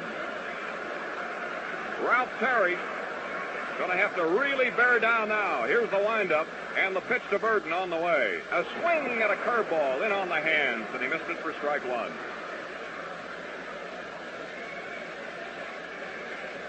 The Pirates have had a single and a double so far in the inning. And they've tied it up here in the top of the fifth. Here's the pitch. A swing and a miss at another curveball by Verdon. Terry throwing that breaking stuff right in on the hands, and Verdon swinging and missing. Struck out in the first, and he bounced out in the third. 2 strikes on Bill. Pirate runners at second and third lead away. Here's the 0-2 delivery. Fastball fouled up on the net. And a new ball thrown out by Nestor Shylock to the pitcher, Ralph Terry, who's rubbing it up. Buck runners on second and third. There are 2 gone here in the top half of the fifth inning. The ball game tied. The Pirates won and the Yankees won at Yankee Stadium. 2 strikes to count on Verdon. Here's the windup, the pitch by Terry. Curveball, a little short fly ball that may drop. It does in center field. Here's 1 run scoring. Here's Law trying to score. He does. And Verdon goes to second base. The Pirates lead 3-1. A little soft fly ball that dropped into center field. Hit by Bill Verdon. And on the throw home, he took second base. Smoky Burgess scored from third, and Vern Law from second base. Hit number 3, runs number 2 and 3 off Ralph Terry, and the Pirates lead 3-1 in the top half of the fifth. Bill Verdon driving in. 2 runs to give the Pirates a 2-run lead here in the top half of the fifth inning. He's on second base. There are still 2 gone, and now the batter is Dick Grote. He's popped up and flied to center. Here's the pitch. Swinging a pop-up on the right side of the diamond. Bobby Richardson moving back behind second under the ball. Moves in, makes the catch to retire the side. But in the inning, the top half of the fifth, Pittsburgh comes roaring back with 3 runs, 3 hits, and 1 man left on. And at the end of 4.5 innings of play, it's now the Pirates 3, the Yankees 1. The second half of this game is being brought to you by the Gillette Safety Razor Company. On the way up to the booth from the clubhouse today, I stopped for a cup of coffee, and the counterman said, "Hi, Jack. Have you tried the new Gillette Super Blue Blade?" Well, that was a gag, of course, but it's a question you're liable to hear most anywhere, and why not? For when a man has tried this blade, he's liable to tell the world about the almost unbelievably quick and easy shaves he gets. And what shaves you do get. Clean, refreshing, and oh so smooth. Those Super Blue Blade edges are called a scientific breakthrough and are exclusive with Gillette. Just try them and see. And now is the time for, while they last, you get a dispenser of Super Blue Blades, a new 1-piece Gillette Super Speed razor and styrene travel case for only 89 cents. Or get Gillette Super Blue Blades separately, a dispenser of 10, 69 cents, or 15 for $1. We pause 30 seconds for station identification. We go to the last half of the fifth inning with the Yankees coming to bat, trailing Pittsburgh by a score of 3-1. And now I'd like to turn the mic over to the gentleman from the nation's capital, Chuck Thompson. Thank you very much, Jack. And here is Bobby Richardson waiting the first offering from Vern Law. He looks, and it's in there. Strike is called. Bobby ran the hands up the bat, just turned in over the plate and gave it a look all the way. Strike 1 to Bobby Richardson. The Pirates in front of the Yankees, 3-1, as we go to the last half of the fifth inning. And the tall, lean Pirate right-hander works and throws. Swinging a line drive. Base hit over the outstretched glove of the first baseman, Stewart, and on through the right field. And Richardson is on with his second hit of the afternoon and his 7th hit of the series. Bobby Richardson lines into right field, and the Yankees have their leadoff runner at first base, and the batter now will be pitcher Ralph Terry. Terry in the second inning against Vern Law went out on a bouncer right back to the mound. None out. Yankees at it in the last half of the fifth inning. Pirates lead the ball game by a score of 3-1. The Pirates 3 runs on 3 hits. The Yankees 1 run on 5 hits. Richardson now has 7 hits in 15 trips in the series. All ready to go. Hope crowds in looking for the bunt. Terry turns as if to bunt, takes the pitch, and the strike is called. Third baseman Hoke really ripping in, coming down that third base line. And, of course, Dick Stewart, Pirate first baseman, charging off the first base side. That sends Mazeroski drifting towards second base, and shortstop Grote moving over toward the bag at second. The set on the pitch, and it is bunted right up in front of the plate, grabbed by Burgess in foul territory, however. And the countdown to the pitcher, Terry, will be 2 strikes. Attempting to bunt, Terry fouled one off the first base side. And the count now, 2 strikes to the Yankee hurler, Ralph Terry. Don Hoke up on the mound with a few words for Vern Law. 2 strikes to the pitcher, Terry. All ready to go once again. Law into the abbreviated stretch. He sets. And Terry looks and takes the pitch outside for a ball, and he was looking all the way, did not run the hands up with that, gave no indication of bunting. Ball 1, strike 2 to Ralph Terry. Pirate outfield kind of bunched up, of course, to this pitcher. They give him a lot of room down the foul lines. And the 1-2 pitch, he turns to bunt, he bunts it, and it's a foul ball, strike 3. And Terry is out of there, and Law notches another strikeout. That will be the 3rd in the ball game now. For Vern Law, 1 out of the inning. Terry bunting misses, and it's a strike 3. Here comes Bob Cerv, who opened the ball game for the Yankees in the 1st inning with a first pitch single to center field. Then in the 3rd inning against Vern Law, this big, strong left fielder grounded out to short. The pitch. He swings a long fly ball deep into right field. If it stays fair, it's going to go all the way. It's a foul ball. Boy, that one was really popped up there in that upper deck in right field, but a foul ball. And it's just another long strike, as the players would say. Well, Skowron, who has accounted for the only Yankee run of the game as of the moment, hit a right field home run as a right-handed batter. And now we had Cerv threatened, but it was foul. Jim Honachek, right down the right field line and deep in right field, made the fine call. Now the 1-strike pitch to Cerv. It is a foul ball. He tried to turn away from an inside offering. The ball hit the bat and turned foul. Strike 2 to Bob Cerv. And Law really cut the fastball loose. And it seemed to be sailing up and in on the right-hand batting Bob Cerv. 1 out. Richardson, the runner holding first base for the Yankees. Pirates lead the ball game 3-1 in the last half of the 5th inning. Law, the Pirate right-hander, ready to go. He throws, blown away. And the count now is 1 ball, 2 strikes. Trying to get Cerv to go on a bad ball. Cerv refused to bite. 1 ball, 2 strikes.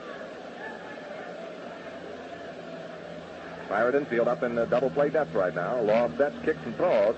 Swing and a miss. He struck him out. Law gave him the curveball, and it really dropped off the table, and Cerv goes down swinging. Strikeout number 4 for Vern Law. 2 down in the Yankee half of the 5th inning now, and the batter will be Tony Kubek. Kubek, who had an opposite field double. As a left-handed batter, he spanked a double into the left field corner in the 1st inning. Then in the 3rd inning, he popped out to the second baseman, Mazeroski. The pitch. Ball 1, inside high. Kubek rocks back out of the way.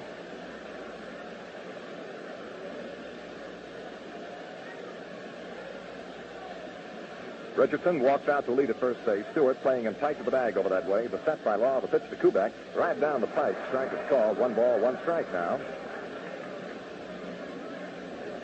1-1 to Tony Kubek.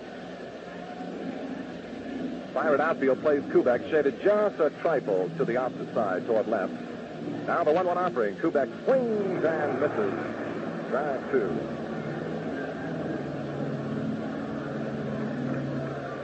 A ball, 2 strikes to Kubek. 2 down. Richardson, the Yankee runner at first base.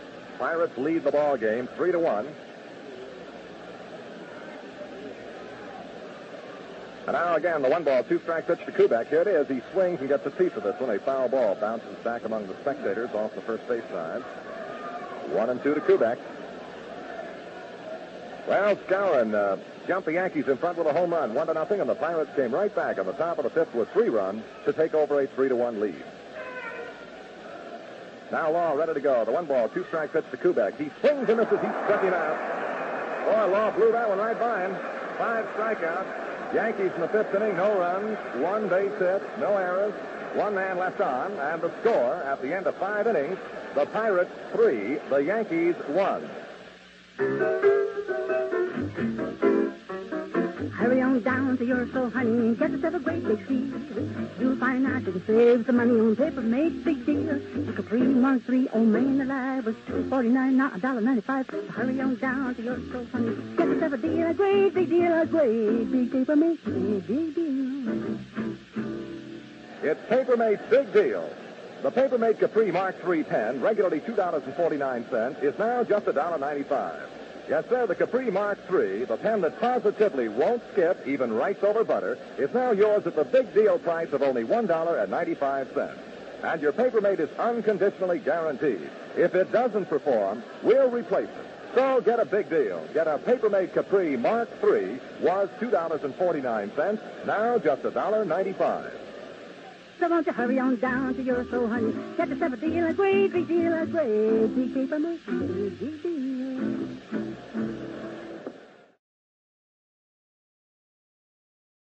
Now for the sixth inning, and here's Roberto Clemente to come on against Ralph Terry.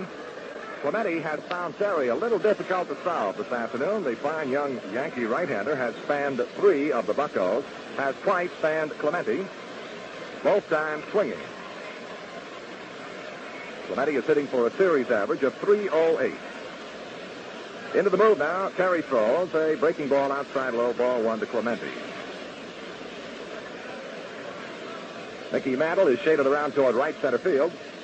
And the big gaping hole in the Yankee outfield now is over the head of the shortstop Kubek, out of the alley in left center. The pitch coming to Clemente. Fastball rips in. Strike is called. 1 ball, 1 strike to Clemente. The Pirates 3, the Yankees 1. Pirates batting in the top of the 6th inning. Now the 1-1 pitch to Clemente. He looks, it's up high, ball 2. 2-1 now. Ralph Terry, the Yankee right-hander, has what could be called almost a classic motion. Very smooth, very fluid. And he's quick with a good curveball, good slider, and a fine changeup. The pitch. Swinging a line drive, base knock, out on the right field corner. Running it down is Maris. Clemente is around first, makes the big turn, and then holds on. And Clemente singles to right field to start the Pirates in the top of the 6th inning. And that brings up the big power fella, Dick Stewart. And Stewart, this afternoon, against Ralph Terry, has popped out to third and then bounced out pitcher to the shortstop to the first baseman. Hit one that glanced off the glove of Ralph Terry, was fielded by Kubek, who threw him out. Now, Skowron comes in, of course, tight to the bag at first base. Clemente, a very dangerous base runner. Stewart digs in, all ready to go. And Terry picks up the sign into the stretch, kicks and throws. Stewart looks, it's low outside, and the ball, a curveball from Ralph Terry. Against Stewart, the Yankee outfield is straight away, and they are very, very deep. This is the first time that the Pirates have led since the first inning last Wednesday, and they lead the Yankees 3-1. Now the 1-0 pitch to Stewart. A let-up curve is too low, and a ball 2. 2 balls, no strikes. To Stewart. Well, Pirate fans have been waiting for what must have seemed an eternity for the Pirates to pick up a few base hits and a few runs against the Yankees. Well, they suddenly came to life in the top of the 5th inning with 3 runs and now lead New York 3-1. Now let's see what the big guy Stewart does with this 2-0 pitch from Ralph Terry. Clemente with a bigger lead now at first base, but set by Terry. The pitch, it's low outside, ball 3. On all 3 pitches, Terry has seemed to try and hit the outside corner around the knees to Stewart, and he's just been missing. And Stewart, with a good eye, has held back. 3 balls, no strikes now to Stewart. The set by Terry. Here comes the 3-0. And he laid it right in there, and Stewart was taken all the way. Strike is called. 3 balls, 1 strike.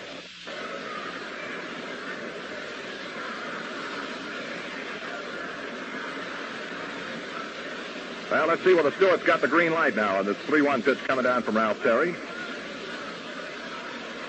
Terry with the gloved hand on the left knee now straightens out of it into the stretch, kicks and throws. Stewart swings a foul ball. It's out of play into the upper deck. 3-2 to Stewart.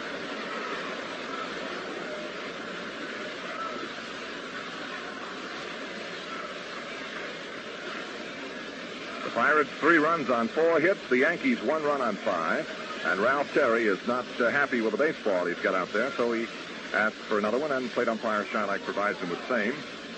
These pitchers develop, believe me, a very sensitive touch. They can just pick up a baseball and tell you whether it seems a little bit heavy or maybe a little bit out of shape. Pitches don't seem right. And 9 out of 10 times they're right. Well, now here comes the big one. 3-2 to Stewart. He swings the ground ball, slowly hit off the third base side, charging McDougal. No play at second. The only play is to first, in time to get Stewart. And that'll be the first out of the inning. On down to second goes Clemente as Stewart hit a slow roller down third base way. McDougal broke to his left, in on the infield grass, made the pickup and throw in time to get Stewart for the first out. One away in the Pirate half of the sixth inning. Clemente down at second base. And the batter now will be Gino Cimoli, who sparked the Pirates to their three-run fifth inning with a leadoff single to right field and then came on to score the first run of the ball game. Right-hand batting, right-hand pitching. Terry all ready to go now. He sets at the belt, throws a slow curveball, drifts outside, ball one. There is action in the Yankee bullpen right now. And as we mentioned yesterday, you cannot see into the bullpen, either Yankee or visitor's bullpen. We cannot identify the player or the pitcher working, but there is activity. Now the set by Terry, the pitch coming to Cimoli. He swings, ground ball hit right toward the second baseman Richardson. He digs it out. Now the throw to first in time to get Cimoli, and on the play, Clemente moves on down to third. Cimoli grounds out to second baseman Bobby Richardson. 2 down.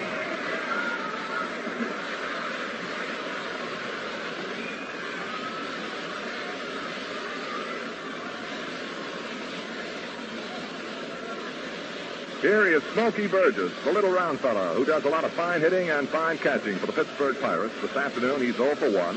Got aboard in a fielder's choice in the fifth inning. He walked in the second inning. Left-hand swinger deep in the box, and he's got an open stance. Ralph Terry throws. A pitch that swung on and missed. Strike one, and Burgess gave it the big ripple.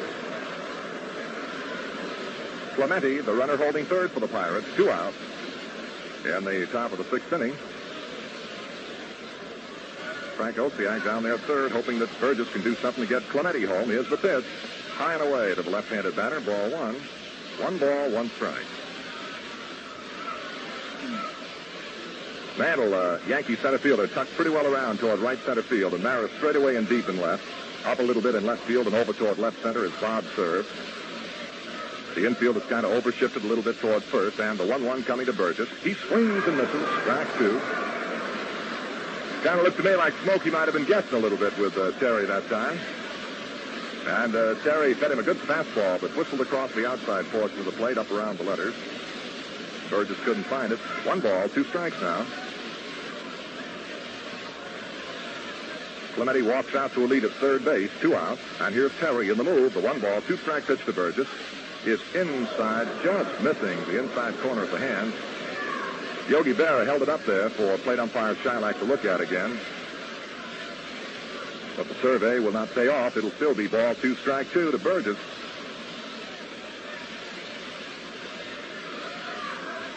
And the 2-2 pitch coming to Smoky. He swings and fouls it off in the dirt into the Pirate dugout. And the count continues 2-2.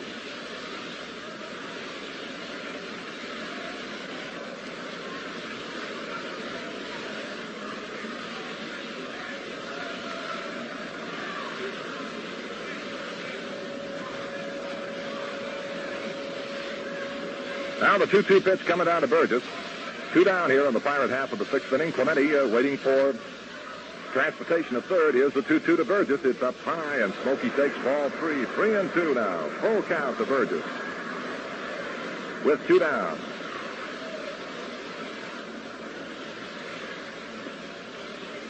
Up in the on-deck ring, Don Hoke, hoping that Smoky can save him a swing here. In this top half of the sixth inning, Terry into the full line now. The Yankee right-hander throws. He curved him. It swung on. Fly ball deep to center and right center. Back of the ball is Mantle. Plenty of room. Back onto the warning track. Almost 407 feet away before making the catch. Burgess sent Mantle deep in the right center to grab the fly ball. And for the Pirates in the sixth inning, no runs, 1 base hit, no Yankee errors, 1 man left. And the score now at the end of 5 1/2 innings of play is the Pirates 3 and the Yankees 1. Well, Jack, we've watched that Mantle make some dandy plays out there in center field. Kind of reminds you of the White Sox Jim Landis, huh? Yes, Chuck, it sure does. He's a mighty fast man. You said it, and a mighty fast man with a razor, too. You know, Jim will not only give you the word on those super blue blades, but if you hold still long enough, he'll tell you what clean, easy shaves he gets. Well, that's typical. One man tells another. There's never been anything like the super blue blade before. Its edges made by a radically new process give you such comfort that you hardly know there's a blade in the razor. They're double-edged for economy and convenience and fit any Gillette razor. Super Blue Blades cost 10 for 69 cents, 15 for $1. Or how's this for a money-saving trial offer? A dispenser of Super Blue Blades, a one-piece Gillette Super Speed razor, and a smart travel case for the low, low price of only 89 cents. While the supply lasts. See this special at a store near you.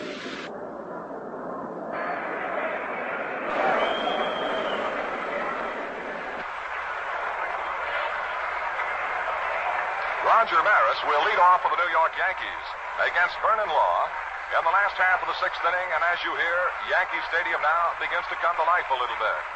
Maris this afternoon against Vern Law has flied to right, has grounded out to second. Outfield deep and around toward right, and Law in that abbreviated windup deals inside, coming right on through. The backhanded effort of Smoky Burgess rolls back to the screen, ball one. Maris just kind of bent at the middle and let the ball skim through. 1 ball, no strikes to Maris. Now Law ready to go. He steps and throws. A slow curve, and Maris swings and misses. Strike one. Beautiful pitch, and now Maris has asked plate umpire Shylock to take a look at that baseball. Nestor gives it a quick look and flips it right back to Vern Law. Mazeroski, Pirates second baseman, has cut around toward the first base side of the infield. Laying deep, he's backed off to the edge of the outfield grass. Now the 1-1 pitch coming down. Law delivers to Maris, a ball a little bit high. 2-1 now.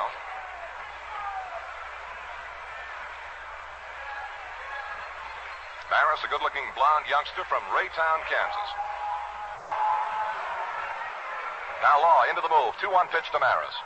Swing and a foul ball drifting out of play off the third base side.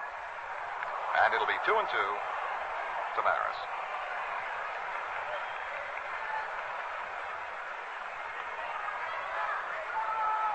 I imagine those Pirate fans right now are saying, what a difference a day makes.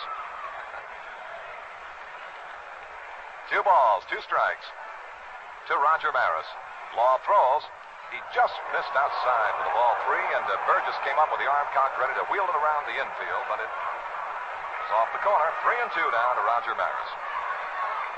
Well, Law's got to come in with it, and of course Maris has got to be ready. Here we go, 3-2 coming down to Maris. Law delivers. High pop-up foul out of play behind the plate. So we'll go right back and try it again. 3-2.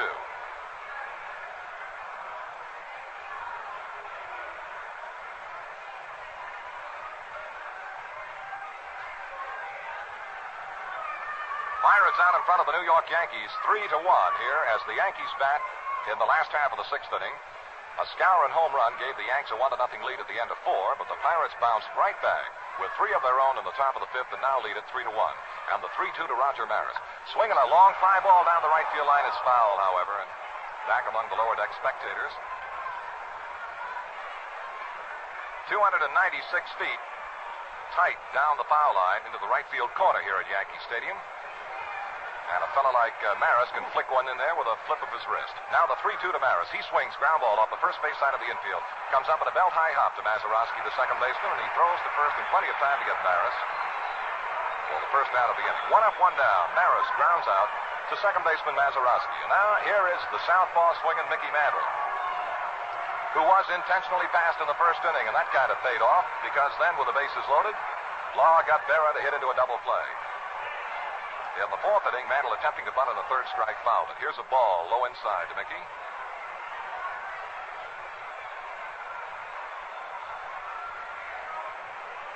Maris, Mantle, and Berra, the scheduled 3 in the last half of the sixth inning. Law delivers. He's low inside again to the left-handed batter.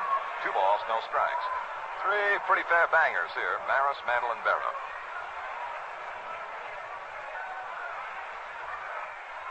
Vern Law, who won the first one for the Pirates, delivers a slow curve, and Mantle hits it a mile high out into right field, but Clemente is calling for it all the way. Underneath it now, the right fielder's got it in a vest pocket type catch a la Willie Mays for the second out of the inning. Mantle skies out to the right fielder, Clemente. Boy, he put that one up there quite away. 2 up, 2 down for the Yanks, and now the batter will be Yogi Berra.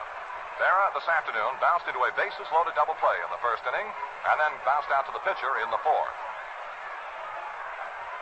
Law delivers, swing and a ground foul is off the first base side beyond the Yankee dugout. Strike one.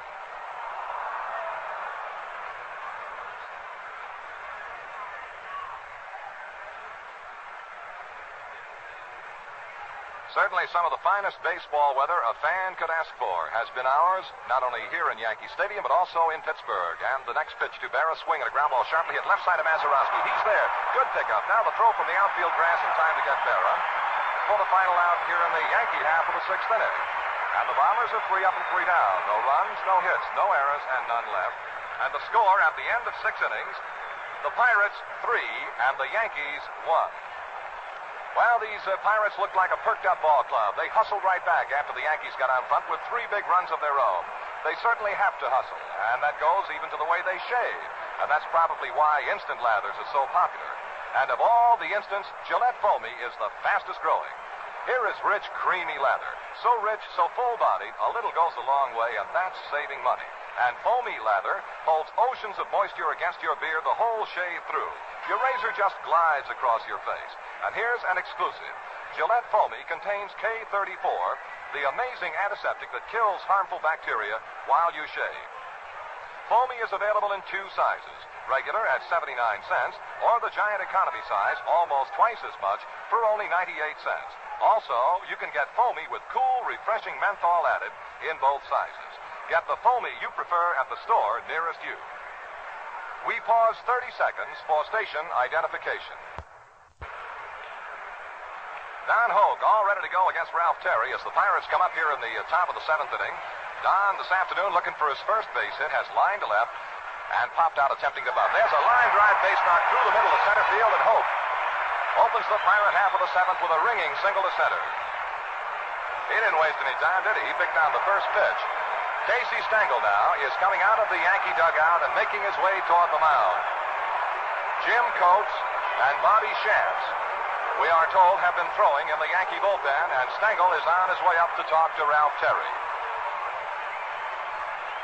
They tell a great story about one of Casey's conferences with a pitcher on the mound some years ago, a pitcher that evidently was being pummeled rather heavily and was losing by a lopsided score.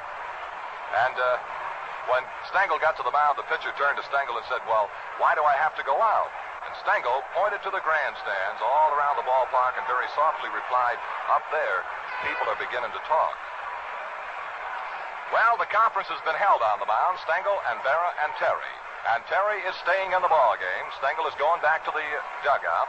And from out of first base now up to the mound to chat briefly with Terry goes Bill Skowron as they try to cover each and every possible situation. With Hoke, the runner at first base, and Bill Mazeroski, right-hand hitting Pirate second baseman, waiting the first pitch from Terry. Mazeroski, quick throw to first, back in time as Don Hoke. Mazeroski against Terry in the third, struck out. In the fifth inning, popped out to the first baseman Skowron. Mazeroski bunts. It's a little bit of a pop-up off the first base side of the mound. Fielded on the first hop by Terry. No play at second. And down to first base in time to get to Mazeroski. A sacrifice bunt. Mazeroski hit a little bit of a, like a soft line drive that hit off the first base side of the mound. Terry got it in the first hop. Had no play at second base. And threw to first to Richardson covering to retire Mazeroski. And a fine Yankee Stadium ovation goes up for the Pirate hurler, Vern Law. We had to hold back on that Mazeroski bunt because it kind of hung up in the air a little while and weren't too sure whether or not Terry could get to it on the fly, but he could not. He had to play it on the first hop. Law in the fifth inning rammed a double into left field to drive in the first Pirate run of the afternoon. And now with one out and a runner at second base, Law has another opportunity. Terry all ready to go. The Yankee right-hander throws, and Law takes a pitch outside. Ball one.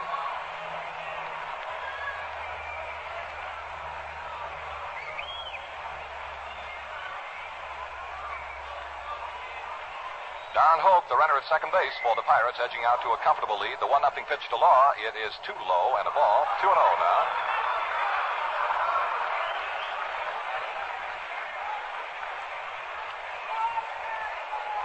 We notice that Bobby Shantz, who had been warming in the Yankee bullpen now, is sitting down. Has finished. 2 balls, no strikes. The count to Pirate pitcher Vern Law. Big, tall, good-looking right-handed batter. Terry throws. Here's a swing and a ground ball sharply hit. Backhanded beautifully by McDougal. He has to chase it out in foul territory. And all hands are safe as Hope goes to third. And Law is safe at first base.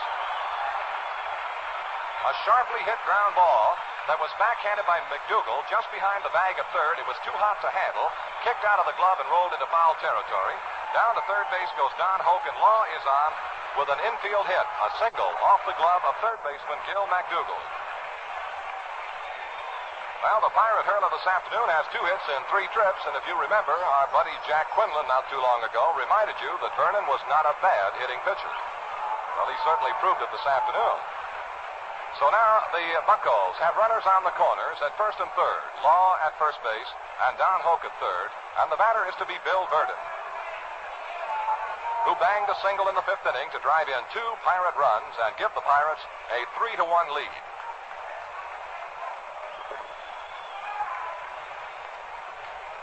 Again, action in that Yankee bullpen as Bill Verdon steps in. Bill has 3 World Series hits this year, and now Stengel is up on the steps of the dugout and is on his way to the mound. And this may be all for Ralph Terry.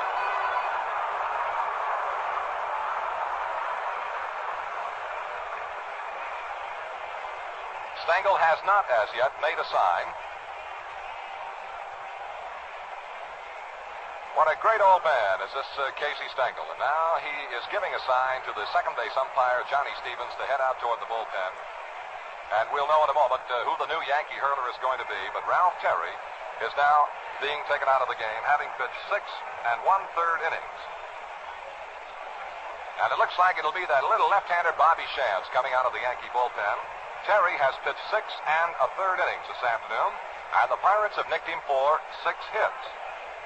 Along the way, the Yankee right-hander has given up but 1 base on balls, a walk to Burgess in the 2nd inning, and has fanned a total of 5 batters.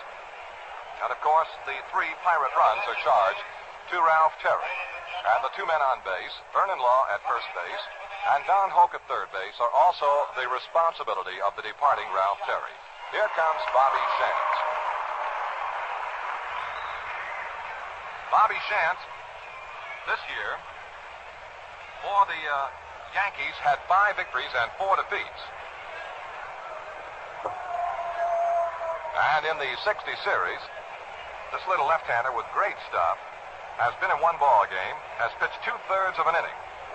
And we were unable to touch him, or the Pirates were unable to touch him. And here's a good Yankee Stadium hand going up for Ralph Terry, who gave the best he could give this afternoon against the battling Pirate team that finally has shown some signs of coming to life. Here is Bob Shantz now. The official paid attendance has just been announced, and we'll pass that along to you right now. 67,812.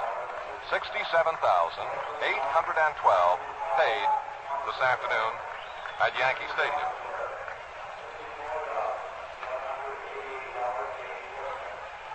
In the second game of the World Series at Ford's Field, you recall that Bobby Shantz came on in the 9th inning to relieve Bob Turley, and he came on in there and did it in great fashion as he got Hope to hit into a double play, and that was it insofar as Shantz's pitching activity here in the 1960 World Series.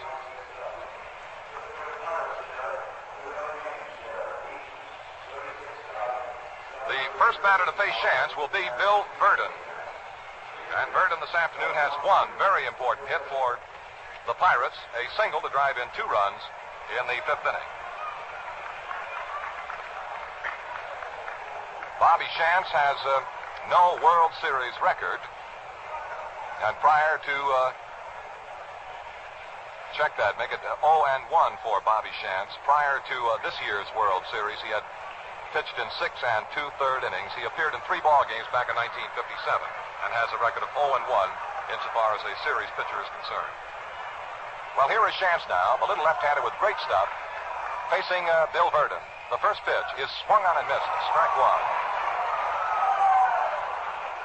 Shantz not only has one of the fine curveballs, but here's a little fellow that really plugs up the middle. He is without doubt one of the best fielding pitchers.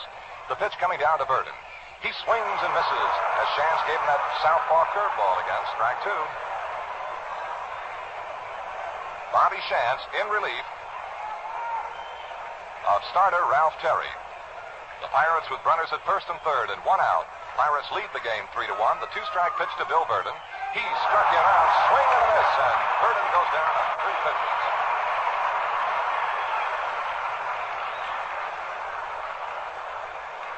A long time ago, or what seems to be a long time ago, 1952, this little fellow was the most valuable player in the American League. Won 24 games for the Philadelphia Athletics, 24-7. Back in those days, people in Philadelphia had a shortstop by the name of Eddie Juiced, and they were always singing a popular song called Juiced One More Chance. Here we go now. First pitch coming down to Dick Grope. The pitch is swung on, and a foul ball down the right field side is going to be out of play in the lower deck. Strike one to Grope. Grope this afternoon has popped to second twice and has flied out to center field. 2 out here. Pirate half of the 7th inning. 3-1. The Pirates over the Yankees. And Shantz decides now he'd rather try another baseball. So we play a little swap shop now as Shylock gives Shantz a new baseball and promptly puts the old one in his pocket where it'll come back in service in a little while. 1 strike now to Grope. Polk at third, Law at first. The kick and the left-hander throws the big curve, beat on the ground toward the shortstop Kubek. He's there, makes the pickup, throw to second in time to force Law coming down for the final out of the inning. For the Pirates in the 7th inning, no runs, 2 base hits. No Yankee errors, and 2 men are left. A score now at the end of 6 1/2 innings of play. It's the Pittsburgh Pirates 3, the New York Yankees 1. Well, right now, I guess you could imagine most any manager saying, oh, if I only had another long ball hitter like Washington's Harmon Killebrew. Well, Harmon's big and he's tough, but you know, the killer tells me he's got a pretty sensitive skin, and that's why he's so heft on that new Gillette adjustable razor. You see, with this razor, you adjust the blade edge exposure and angle to match your skin and beard. Now, there's a micrometer dial on the handle of the razor that adjusts to 9 different degrees of edge exposure and angle. There's a setting that gives you incomparable shaving comfort. So, for a new and wonderful shaving experience, slip a Gillette Super Blue blade in your Gillette adjustable razor. That's something because Super Blue edges are made by a new and actually revolutionary process to give you clean, and wonderfully easy shaves. And Gillette Super Blue blades are double-edged for double life, double economy. Just 69 cents for 10 blades in a handy dispenser, or 15 for $1. Or a supply is included with any new Gillette adjustable razor in a handsome case for just $1.95.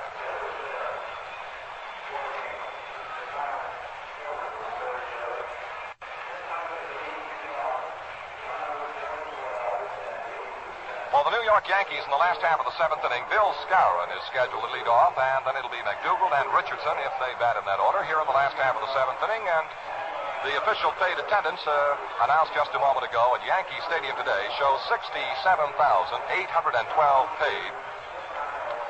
211,797 fans have paid to see the first 4 games of the 1960 World Series. Vern Law completing his tune-up tosses, and just about everywhere we look around Yankee Stadium right now, most of the people are up taking that 7th inning stretch. Of course, all of the National League fans who were here have their stretch in the top half of the inning. Bill Skowron against Vernon Law this afternoon bounced out to the pitcher in the 2nd inning, and then he ripped an outside curveball into the seats in right field for a home run, his 5th World Series home run, and his first of the 1960 series. And here is Skowron to start for the Yankees in the last half of the 7th inning, and Vernon Law ready to go. The big Pirate right-hander throws a pitch that's inside to Skowron, ball 1.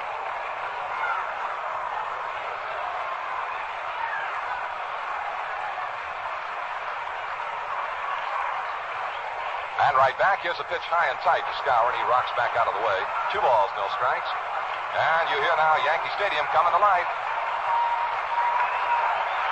Left fielder Gino Cimoli is shaded around pretty well toward left center field. Gives Skowron a lot of room to pull the ball down in the left field corner. The pitch coming to Skowron is a curve laid right in there, and Bill was taken all the way as the strike is called. 2-1. Vern Law shooting at his second World Series victory. The 2-1 pitch to Skowron, swinging the line drive down the right field line is going to be a fair ball, and it bounces off the wall down there. Clemente fields, and they rule it as a ground rule double, so Skowron goes trotting on into second base. It must have bounced into the seats and then back out again, and it's ruled a ground rule double, a line drive into the right field corner, out in and out of the seats, and Skowron is on with his second hit of the afternoon and his 8th hit of the series.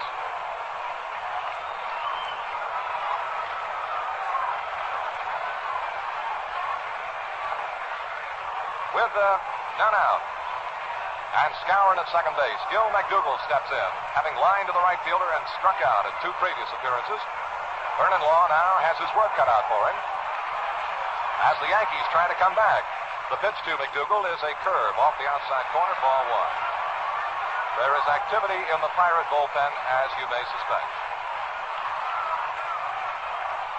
Well, the Pirates lead it 3-1 here as the Yankees bat in the last half of the 7th inning. Vern Law checks Skowron, turns and throws. McDougall started a swing, couldn't hold it, and it's ruled a strike.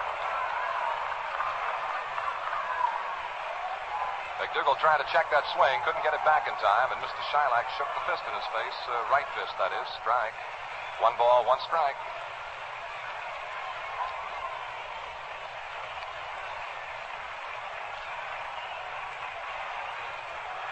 Now Law, with that abbreviated stretch, kicks and throws, and McDougall takes a strike 2 call. Beautiful, slow curveball that just floated over the outside corner of the letters.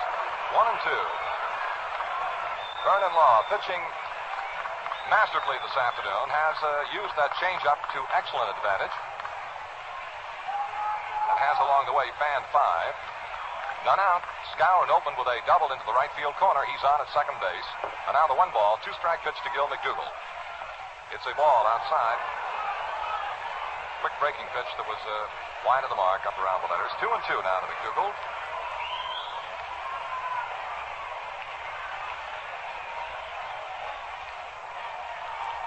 Now the 2-2 pitch. Law throws, swinging a fly ball, hit into right field, is dropping in a hurry, coming on is Clemente. He can't get to it. It drops in for the base hit. Skowron around third is held there as Clemente comes in with another beautiful throw. With none out in the inning, the percentage, of course, was to hold that fella Skowron at third base, and they did, and Clemente came up with a beautiful throw to Smoky Burgess, just about 2 steps up the third baseline from the plate. Skowron holds third. McDougall is on at first, and out to the mound now comes the Pirate manager, Danny Murtaugh. And I imagine many fans are guessing that if Murtaugh makes a change now, who will come out of that Yankee, or rather that Pirate bullpen?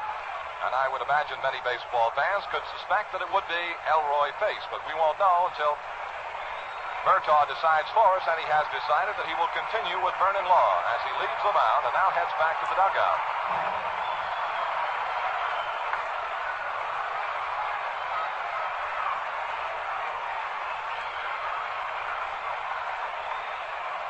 With the Pirates leading 3-1, the Yankees now have the tying runs on base. Runners at first and third. McDougall at first. Skowron over there at third. Bobby Richardson, the batter, having a great series. The pitch is bunted, popped up foul off the first base side. Nobody gets it. It drops in front of the Yankee dugout. Stewart came loping in on the ball, but it didn't hang up in the air long enough for him to run in under. I see Johnny Blanchard is up in the on-deck circle for the New York Yankees, swinging. And Stengel looks to pinch-hitting activity here in this last half of the 7th inning. Now the 1-strike pitch coming to Bobby Richardson. He looks. The pitch is down low for a ball as Law gave him the curveball. 1 ball, 1 strike. Skowron, the runner holding third base. McDougall, the Yankee runner, aboard at first. None out in the inning. Pirates lead the game 3-1. Yankees threatening. And now the 1-1 pitch coming to Bobby Richardson. Here it is. Swinging a foul ball out of play behind the plate. And the count is a ball, 2 strikes to Richardson.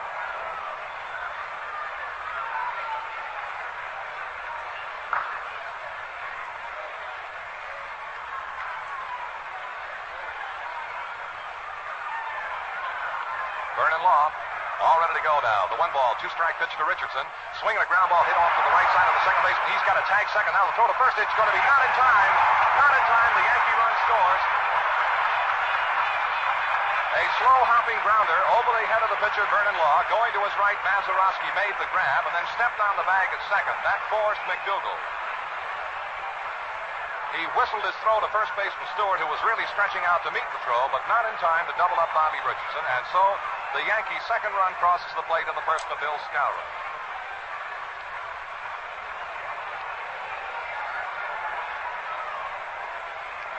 One out in the inning, and Bobby Richardson is the runner at first base. And here's the announcement on the pinch hitter.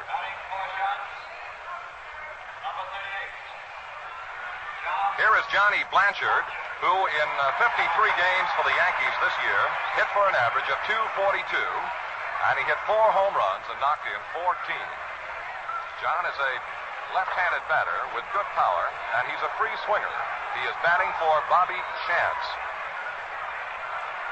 1 out, 1 run in, 3-2 now, and here's the pitch to Blanchard, a foul ball. Caroms off to the box seat railing down the third base side. Blanchard was not swinging. He was trying to tuck in and get out of the way of an inside offering, but the ball hit the bat and trickled foul. Pirates 3, Yankees 2. Fourth game of the 1960 series. And a checking throw to first base on the part of Vern Law. No play. Richardson back in plenty of time. Stewart, of course, is tight to the bag over there. Now the set by Law, the look to first, and the one-strike pitch coming down to John Blanchard is cut on, and a foul ball is off the netting behind the plate. 2 strikes to the pinch hitter, Johnny Blanchard.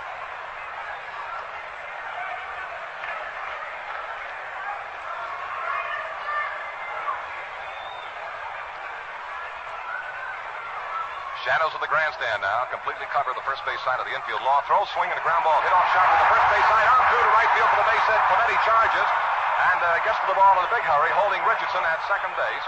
And John Blanchard, as a pinch hitter, drills a ground ball between Mazeroski and Stewart off the first base side through to right field for the base hit. And here comes Danny Murtaugh again. Mazeroski racing to his gloved side, just couldn't get to that ground ball. It was pretty well hit. Stewart didn't have a chance, but Clemente, with great speed, charging into that ground ball, held Richardson right there at second base. Blanchard delivers with a pinch hit single to right field, and Murtaugh is up on the mound now, talking to pitcher Vern Law. Also out there, Pirate captain Dick Grote, and the Buccaneers catcher Smoky Burgess. Now we've got a couple of umpires headed in there, too. It appears that Murtaugh has decided that now he will make a pitching change and is going to go to the bullpen. That means this afternoon that Vern Law has pitched 6 1/3 innings, as did the Yankee starter Ralph Terry. He has allowed 8 base hits. Vern Law has given up 1 walk this afternoon. That was an intentional walk. Has struck out 5 and is charged with the 2 Yankee runs, and of course the men on base, Blanchard at first and Richardson at second, are also the responsibility of the departing Vern Law. It appears that Elroy Face is coming out of the Pirate bullpen, as he did in the first game of the 1960 series, when the Yankees came on with a little bit of trouble in the 8th inning. Lopez opened with a single to right field. Roger Maris followed with a single to left field, and then Pace was called from the bullpen to relieve Vern Law. He struck out Mantle. He got Bell out a fly ball to right field, and then he struck out Skowron, and that killed the Yankee threat in the first game of the series in Pittsburgh this year. Throughout the year for the Pirates, Elroy Face appeared in 68 ball games, won 10 and lost 8. He had 25 saves and a 2.90 earned run average. This is the little fella who looks, incidentally, a whole lot like Buster Keaton. And he's quite an entertaining young man, likes to sing, play the guitar. But opposing hitters find him not very entertaining. He is the possessor of a forkball, which has tremendous break, and when he can control it and keep it down on the hitters, Face is almost unbeatable. Joe DeMaestri is now into the ball game as a runner for John Blanchard at first base. Joe DeMaestri. Here's a fine Yankee Stadium welcome for Vern Law. Listen to this.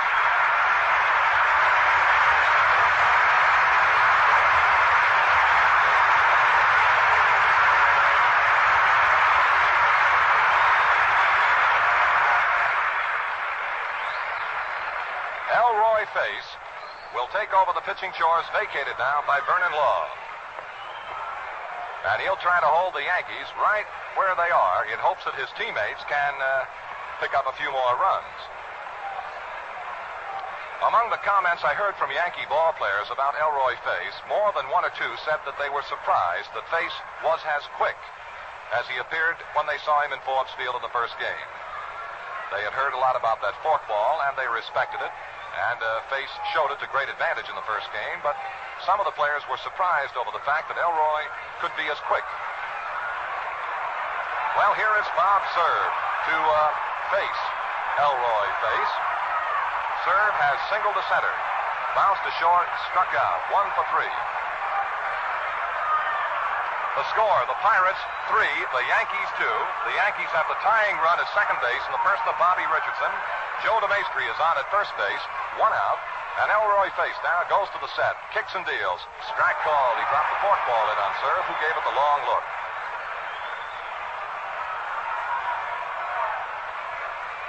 1 strike to Bob's serve. Big, ruggedly built right-handed swinger. Face throws. Another forkball is low inside this time with the count 1 ball and 1 strike.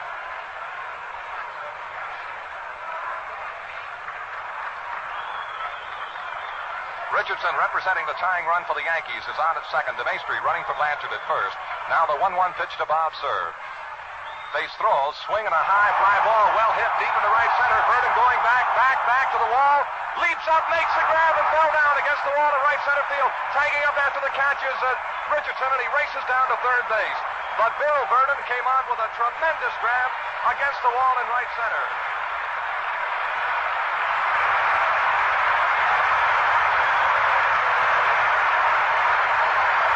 Yankee Stadium is on its feet. Everyone here standing up to applaud the brilliant catch of the Pirates center fielder Bill Verdon, who chased a Bob serve fly ball deep to the wall in right center field, 407 feet away, and then went hurtling up into the air and made a brilliant grab, fell down flat on his back, rolled over, and fired to the cutoff man. And tagging up after the catch, Bobby Richardson was able to take third. DeMaestri still holding first base, and Murtaugh has come out to the mound to talk again, briefly, with Elroy Face. But what a catch by Bill Verdon. If you recall the triple that Elston Howard hit in Forbes Field when Verdon gave it a great try out in deep right center field against the light tower, this catch is similar, only this time Verdon came down with the ball. And what a clutch play. And now it's Kubek to face Elroy Face. 2 out now. Richardson, the runner at third base. DeMaestri at first, and Face goes to the stretch. He sets and throws. Swing and a miss. Strike 1. Boy, this ball game is picking up in momentum. And what a play Verdon made on the tremendous drive off the bat of Bob serve. Now Face all ready to go. He's pitching out of the stretch. He sets, throws, inside low on a ball, 1-1, and a good save by the Pirate catcher Smoky Burgess.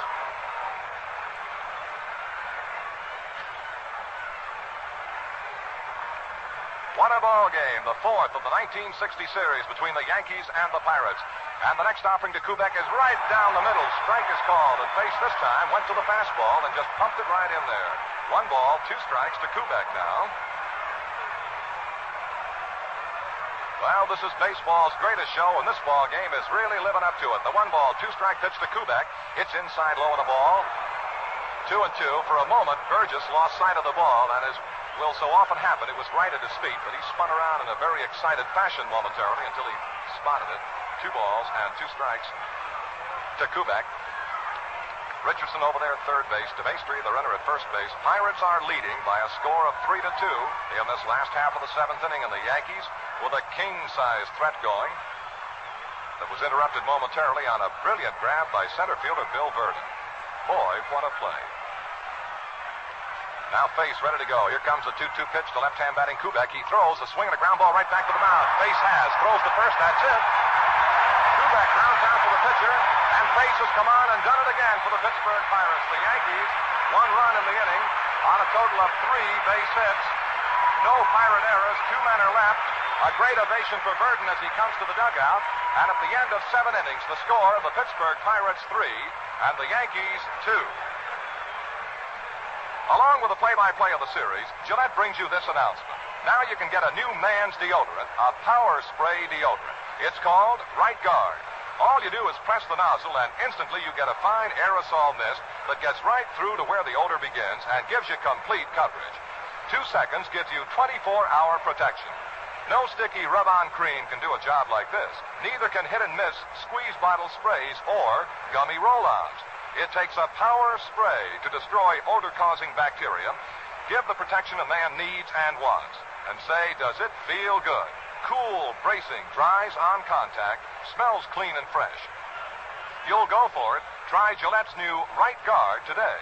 In the bright copper-colored can, only 89 cents at a nearby store. We pause 30 seconds for station identification.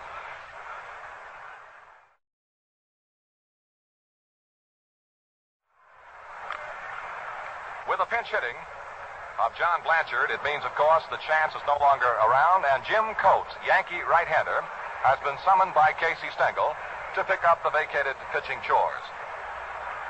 Jim Coates.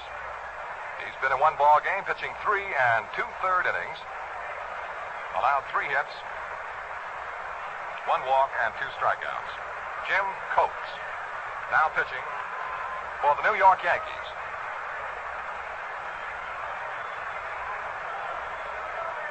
On the regular year, this hard-throwing young right-hander won 13 ball games and lost 3.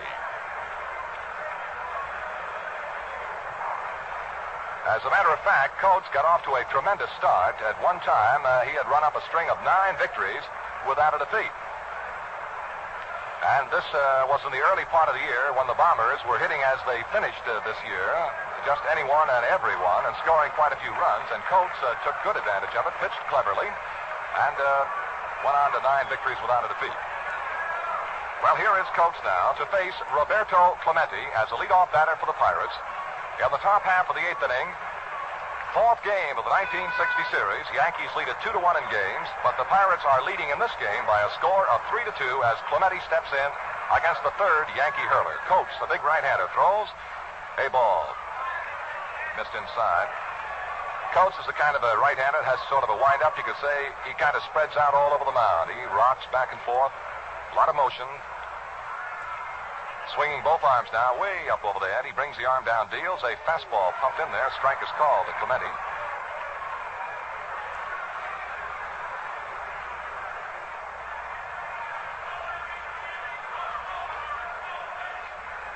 Now the 1-ball, 1-strike pitch coming down to Clemente, leadoff hitter for the Pirates here in the top of the 8th. Coates deals, swing ground ball hit towards second baseman Richardson. He charges, makes the grab off his right knee, throws to first in time to get Clemente, and that'll be the first out of the inning. Clemente grounds out to the second baseman, Bobby Richardson. 1 away, and the batter now, Dick Stewart.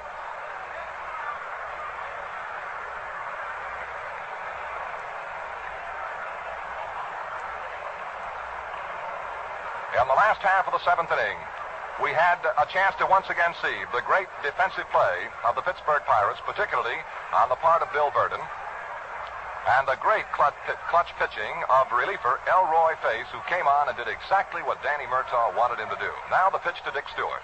Swinging a foul ball out of play off the first base side, strike 1. Stewart has gone 0 for 3 this afternoon, twice bounced out to the infield, and has popped out to third. 1 out, none on. Top half of the 8th inning, 3-2. The Pirates lead the Yankees.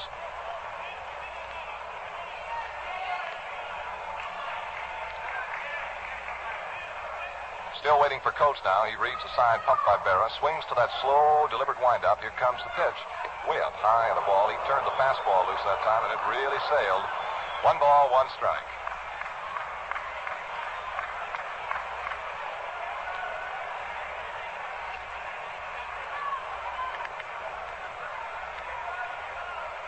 Now, believe me, you'll read a few hundred words about the catch that Verdon made. It was one of the finest I have ever seen. Now the 1-ball, 1-strike pitch coming to Dick Stewart. Right-hander Jim Coates delivers. He tried the curve but couldn't find the range, and it's high inside the ball, 2. 2-1. That's the kind of a pitch a pitcher has to be pretty careful with. You get that curveball to hang up there in front of the hitter's face, and sometimes you're in trouble. 2 balls, 1 strike to Dick Stewart. Coates ready to go again. Here comes the 2-1 pitch. Swinging a high pop-up in the middle. Out back of second base. Back goes Bobby Richardson, calling for it every step of the way. The Yankee second baseman makes the catch for the second out in the top of the 8th inning. 2 up, 2 down. The batter now will be Gino Cimoli.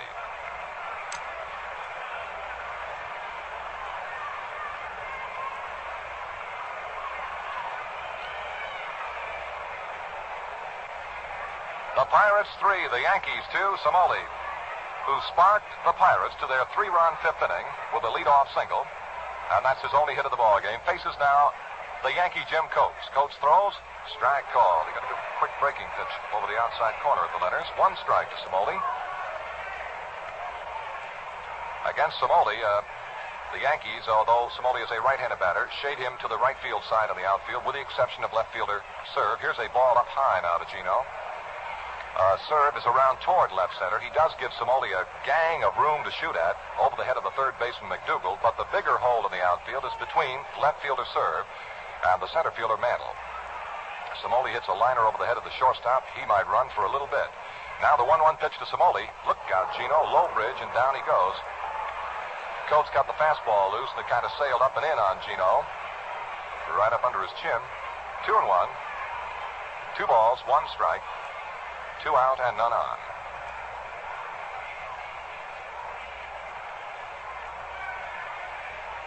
Now Coates all ready to go again.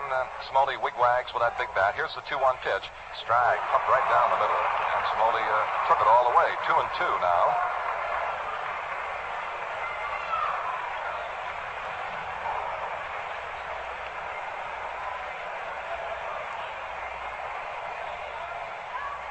Coates, the Yankee right-hander, swings to the wide. The 2-2 pitch to Cimoli, cut out on a ground foul outside of first base. And the count will continue at 2 balls, 2 strikes.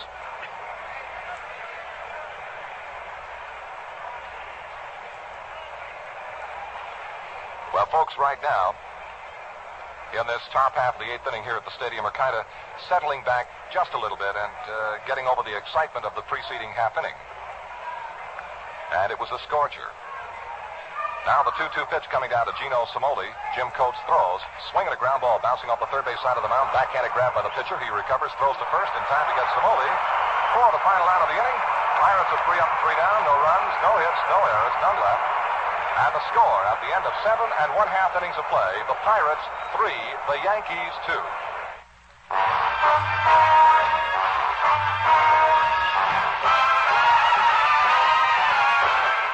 Look sharp, feel sharp, be sharp.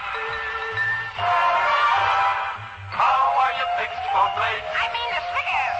How are you fixed for blades? I mean Gillette. Super Blue Blades by Gillette. Get the quickest, cleanest shave a man can ever get.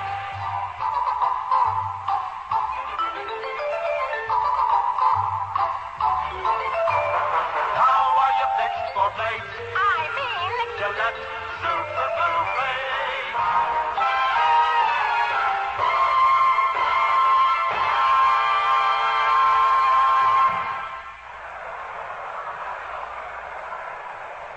Last half of the 8th inning, here's Roger Maris stepping in for the Yankees, and little Elroy Face is up on the mound.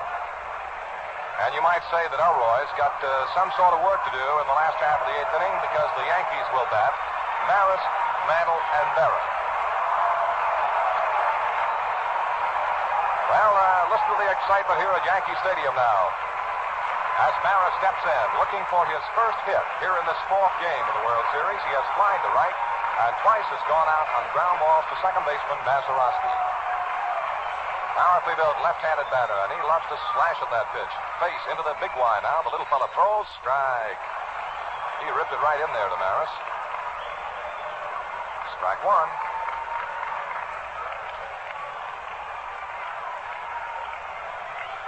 And the 1-strike pitch coming to Roger Maris. Swing, fly ball, well hit into deep center. Back to his left is Verdon. He's waiting for it now under it, and makes the catch for the first out of the inning. And Maris is retired on the fly ball to the center fielder, Bill Verdon.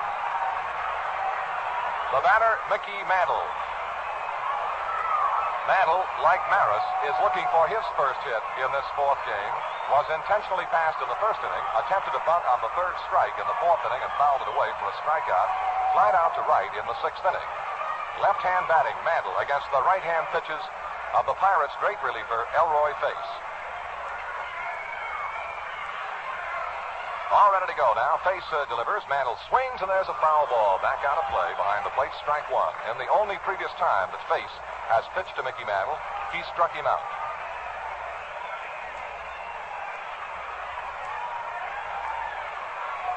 Pirates 3, Yankees 2. 1 out, none on. Yankees batting in the bottom of the eighth inning.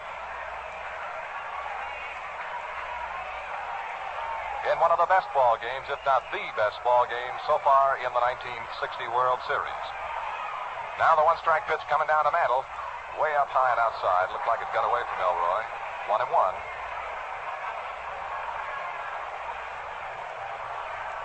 Polk, Grote, Mazeroski, Stewart around that Pirate infield. And they're swung off to the first base side of the infield. Into the move. The 1-1 to Mantle. Outside, popped out of the mid of Burgess momentarily. 2 balls, 1 strike.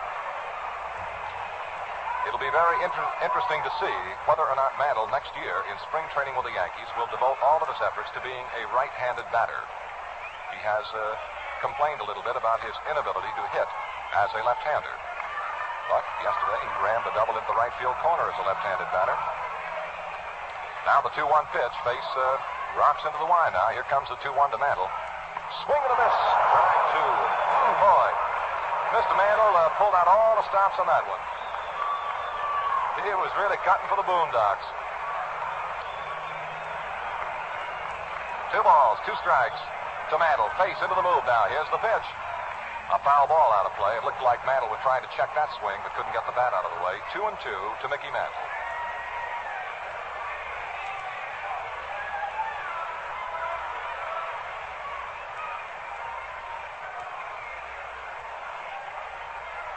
Face up on the hilltop right now, massaging that new baseball, rubbing it down, caressing it, getting it so that it feels just the way he wants it to. All ready to go now. Face into the move. Here comes the 2-2 to Mantle. It's way up high. Looked like a knuckleball, as a matter of fact. But it really got away from Face.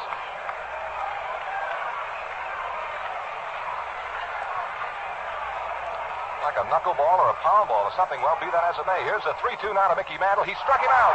Swing and a miss. Mantle goes down. The ball is dropped. Recovered by Burgess. Thrown to first in time to get Mantle for the second out. Assist to Burgess and the put out to first baseman Stewart. A strikeout for Elroy Face. He got him swinging, but the ball popped out of the mid of Burgess. And I believe that time that Mr. Face called upon his Sunday pitch, that fork ball. 2 out now. None on, and the batter will be Yogi Berra. It has been said of Berra that he is the most dangerous hitter in baseball in the late innings. And a pretty good student of baseball was credited with that remark, the manager of the Baltimore Orioles, Paul Richards. Now the pitch to Yogi Berra. Swinging a ground ball foul outside of first. Strike 1 to Berra. Berra also is 0 for 3 this afternoon. Hit into a bases-loaded double play in the first inning. Bounced out to the pitcher in the fourth. Went out on a ground ball to second baseman Mazeroski in the sixth.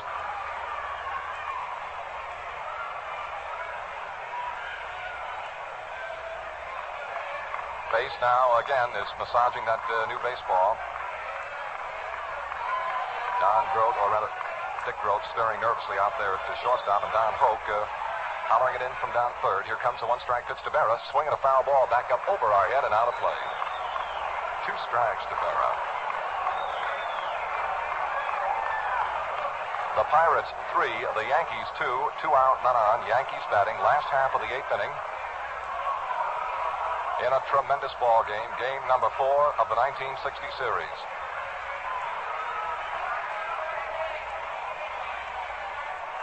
Face making a lot of necessary adjustments, checking the glove, tugging at the belt momentarily. Now he's ready into the full wide, and the 2-strike pitch to Berra.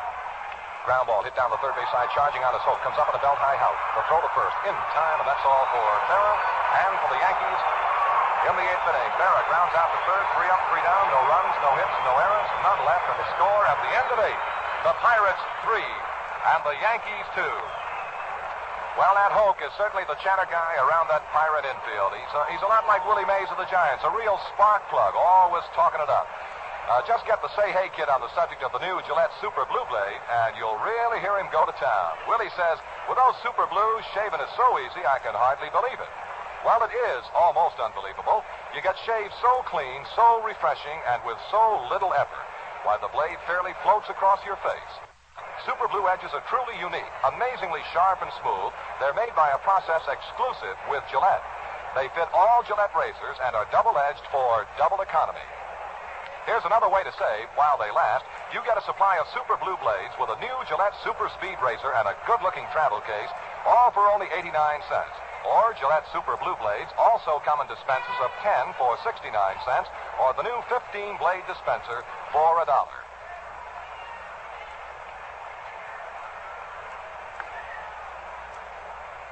The Pirates in the ninth inning will bat Smoky Burgess, Don Hoke, and Bill Mazeroski in that order.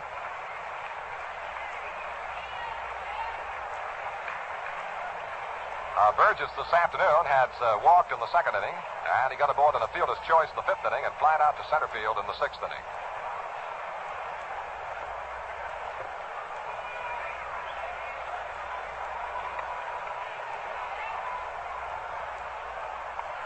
This young Jim Coates in 2 seasons with the Yankees has won 19 and lost only 4. In 59, he was 6-1, and in 1960, he was 13-3. Well, here's Coates ready to face Smoky Burgess now as the Pirates come on in the top of the ninth inning. Pirates 3, Yankees 2. And a lot of baseball yet to come here in this fourth game. Burgess all ready to go now.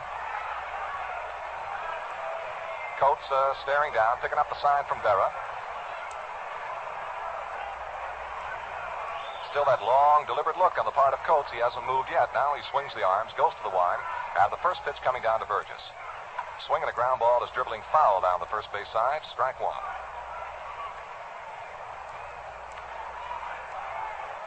Yankee outfield set to play Burgess to pull the ball into the right field section. They've got Mantle swung way around toward right center.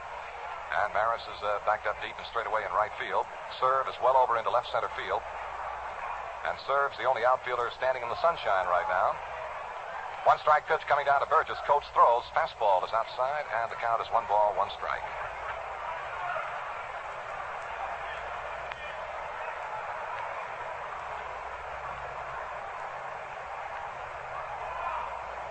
Now the 1-1 pitch coming down to Burgess.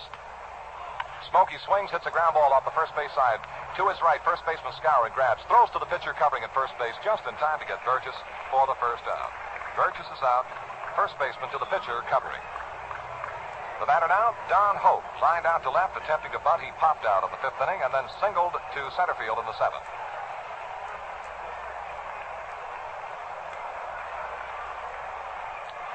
The Yankees and the Pirates locking horns in a real battle here in game number 4 of the series. Pirates lead 3-2 with 1 out and none on in the Pirate half of the ninth inning. Hope, right-hand swisher, waiting the first pitch now from Jim Coates. Here it is. Right down the middle, strike is called.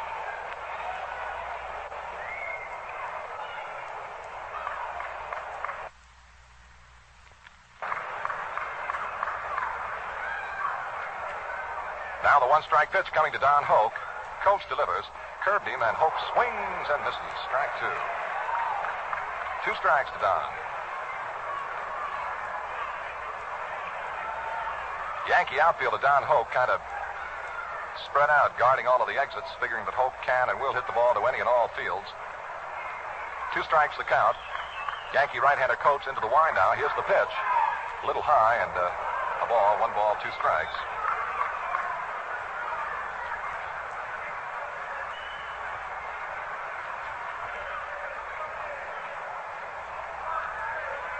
Now the 1 ball, 2 strike pitch to Don Hoke. Coates throws. He missed outside low with this one. 2-2.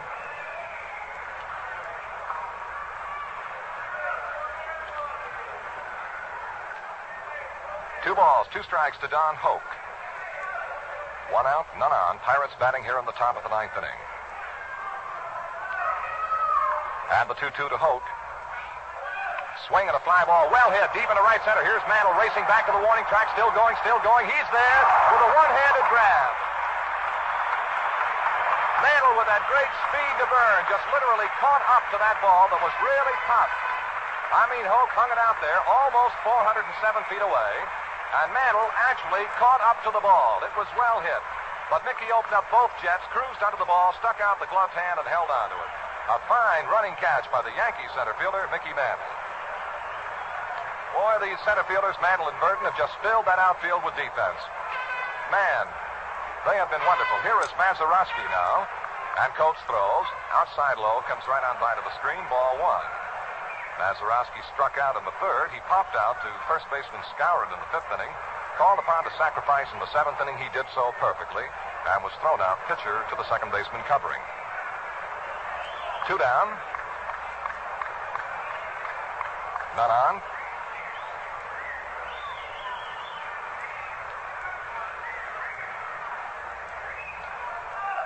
And the 1-0 pitch to Mazeroski.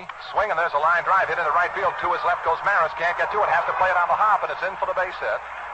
As Mazeroski singles into right field, and the Pirates have got a little bit stirring here in this ninth inning. And out of the Pirate dugout now comes Elroy Face. The Pirate fireman. And this man has been nothing short of sensational for the Pirates.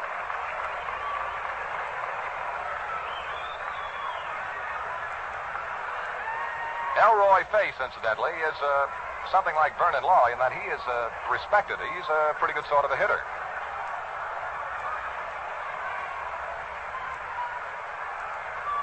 Matter of fact, he had 7 hits for 17 trips this year. An average of .412. Left-handed swinger. Coates throws. High. Ball one.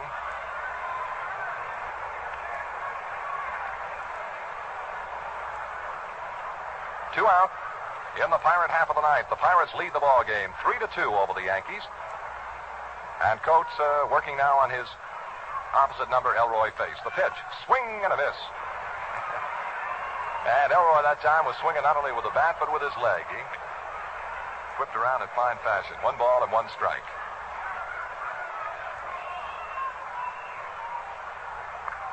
Mantle, Yankees center fielders around a little bit toward right center. Here's the 1-1 pitch coming down to Face. He did swing. Mr. Shylock said you didn't check it, Elroy, and it's a strike 2. Started to swing and tried to hold back on it. Couldn't stop it. And the count is a ball and 2 strikes. The pitch was high and wide.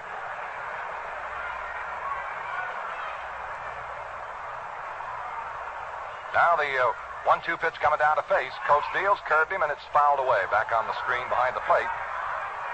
Now the count continues at a ball, 2 strikes.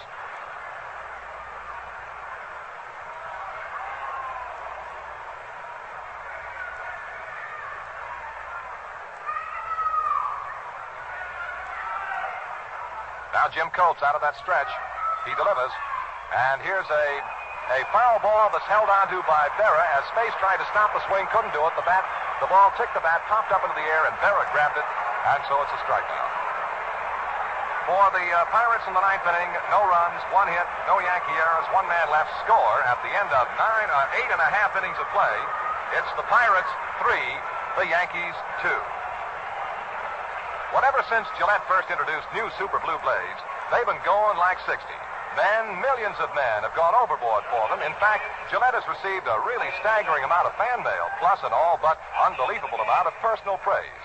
Behind this is shaving comfort you just can't describe. You get shaved so quick and so easy, and you'll do a double take to see if you put a blade in the razor. How about you? Have you tried the new Super Blue Blade? You just don't know what you're missing if you haven't. And you couldn't pick a better time to try them than right now. Here's the deal. You get a dispenser of the amazing Super Blue Blades, a modern Gillette Super Speed Razor, a handsome travel case, all for the giveaway price of 89 cents. How's that? You save money, and you're in for clean shaves, refreshing shaves, the kind you can't touch with any other method. Super Blues also come 10 for 69 cents or 15 for $1.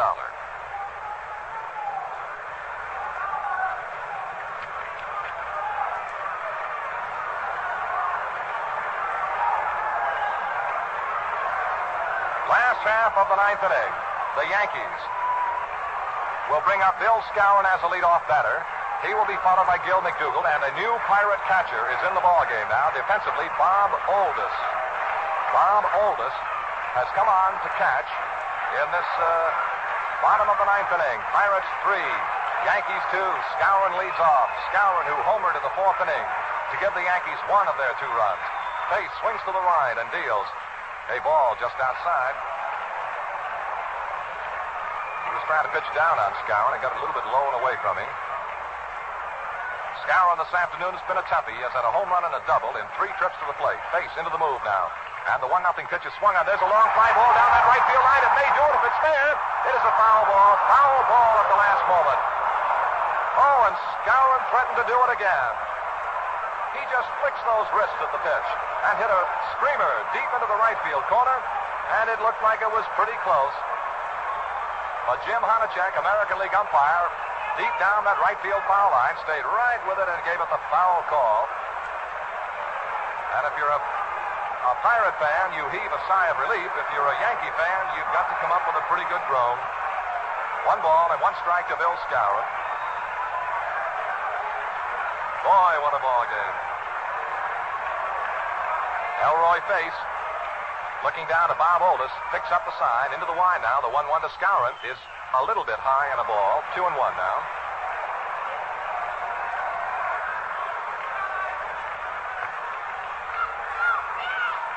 And the 2-1 pitch coming to Skowron. Strike call right over the outside corner above the knees. That's where Face tried to get the first one, and he missed a little bit low and away. 2-2 now to Skowron. Seoul Stadium is fairly buzzing with tension right now. Face swings to the line. The 2-2 to Skowron. A ground ball hit foul outside of first, and the count continues at 2-2.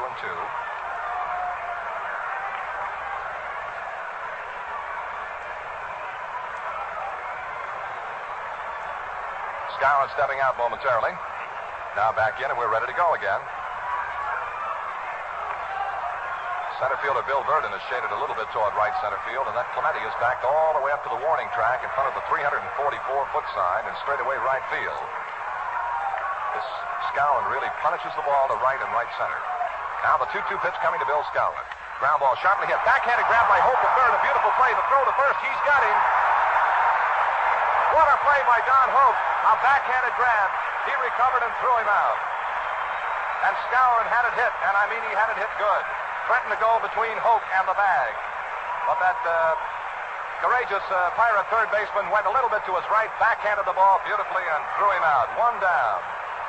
And a lot of that Pirate defensive play that we have heard so much about has begun to shine through in this 4th game.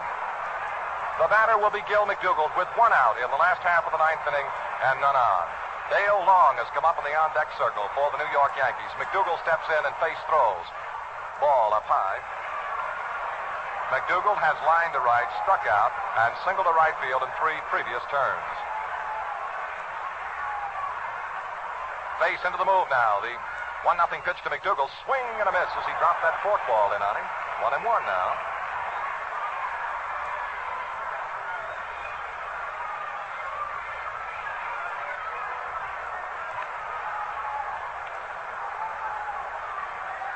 The Pirates 3, the Yankees 2.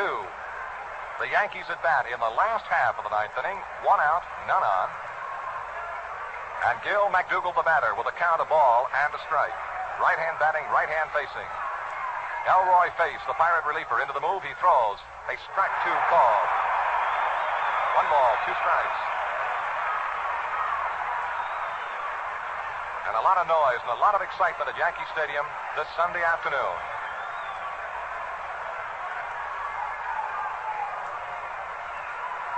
Now Face staring down to Bob Oldus. His new catcher into the move. The 1-2 pitch coming to McDougald. Line drive towards short. Grote has it for the 2nd out. A soft line drive. Hit right out to shortstop Dick Grote. He gloved it for the 2nd out of the inning. 2 down. In the 9th inning, and the batter will be Dale Long.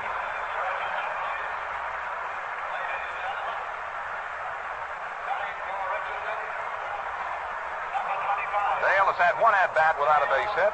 But over the year for the Yankees, he hit 366 in 26 ball games, 3 home runs and 10 runs knocked in. And I guess baseball fans remember him best for his 8 home runs in 8 consecutive games. Elroy Face has now retired 7 in a row since he came on in the 7th inning. And here now is Dale Long.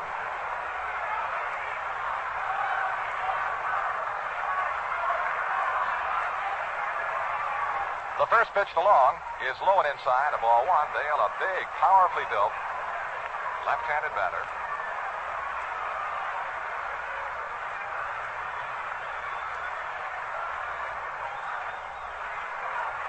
And the 1-0 pitch to Long, a swing and a miss. Strike 1. This big fella was giving it quite a ripple.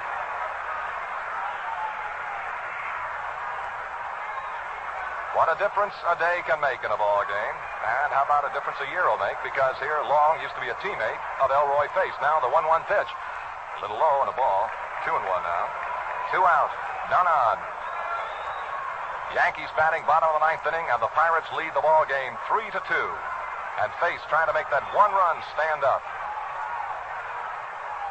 2 balls, 1 strike to the pinch hitter, Dale Long. He's a big one. All ready to go now. Face thinking things over, staring down at the dirt. Now the little fella into the move. Here comes the 2-1 pitch to Dale Long. Swinging a foul ball off the chest protection of plate umpire Shylock, and the count levels 2 balls. 2 strikes to Dale Long.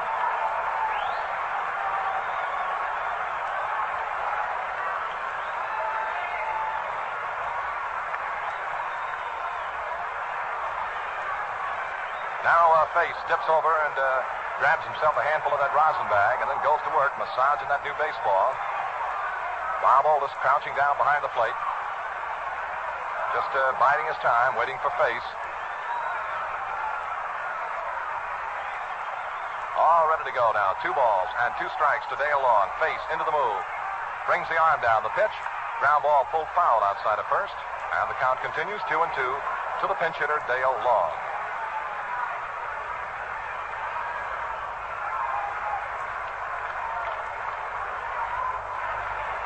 In the on-deck circle, if he is needed, Hector Lopez of the New York Yankees. 2 out, none on. A lot of baseball packed in every pitch. Face now turns around, takes a quick squint out toward center fielder Bill Verdon. Now turns his attention to the plate. Into the move now, and here comes the 2-2 pitch to Long. Low on the ball, 3-2. Boy, that was close. Well, as the fella says, we've gone about as far as we can go with Dale Long. Something's got to give right now.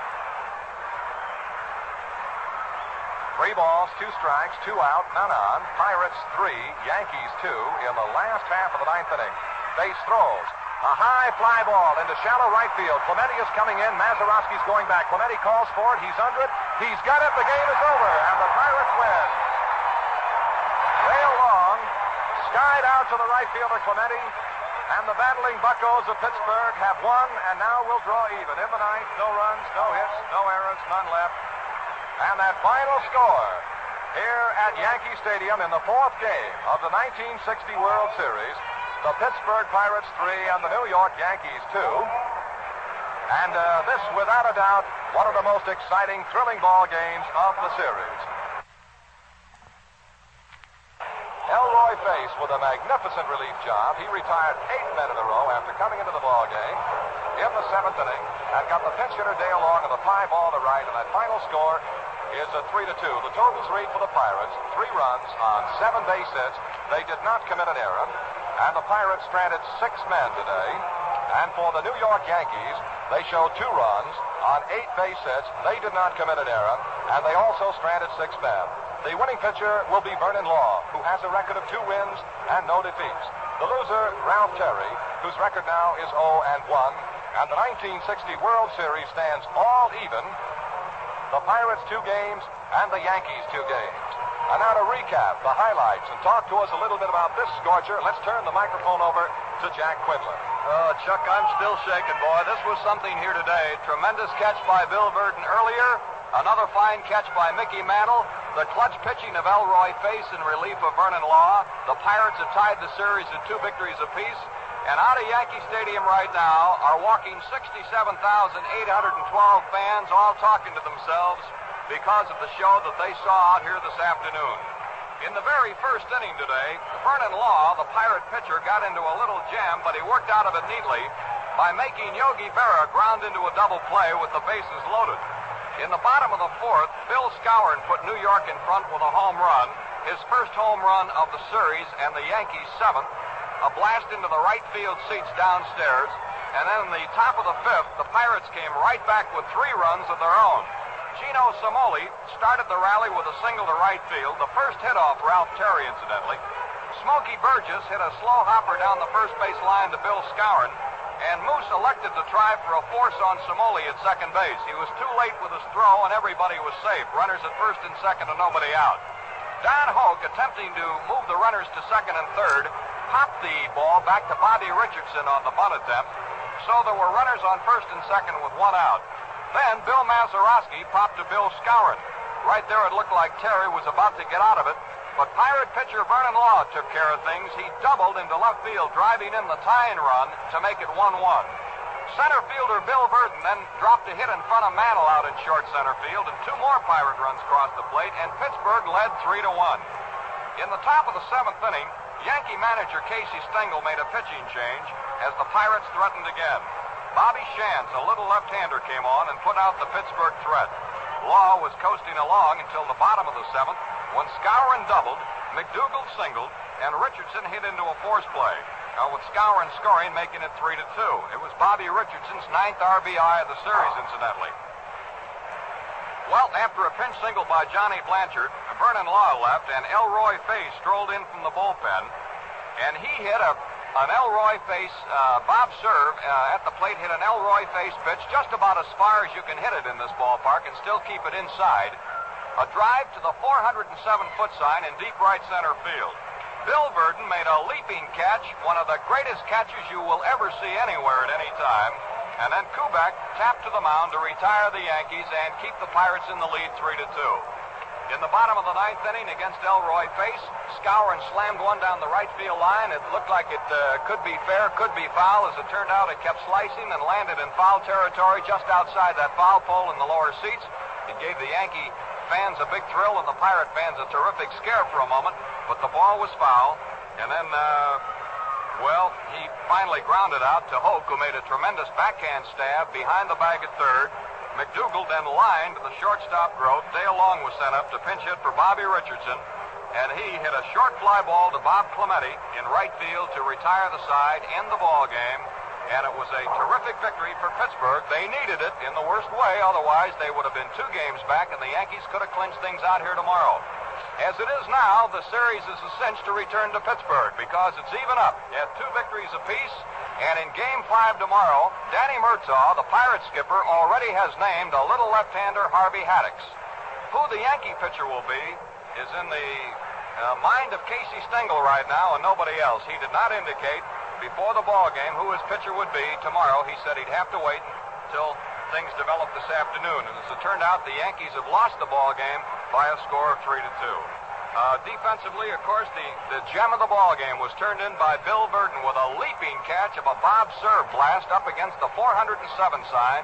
How he got back there, I don't know, but how he leaped so high, I'll never figure out. But he caught the ball, and Richardson, the runner at second, was able to tag up and go to third after the catch was made. Mantle made a fine play on a ball hit by Don Hoke in the top of the 9th inning. He went all the way back to the track and made a one-handed catch of a ball that was well hit, and he made it look easy, actually.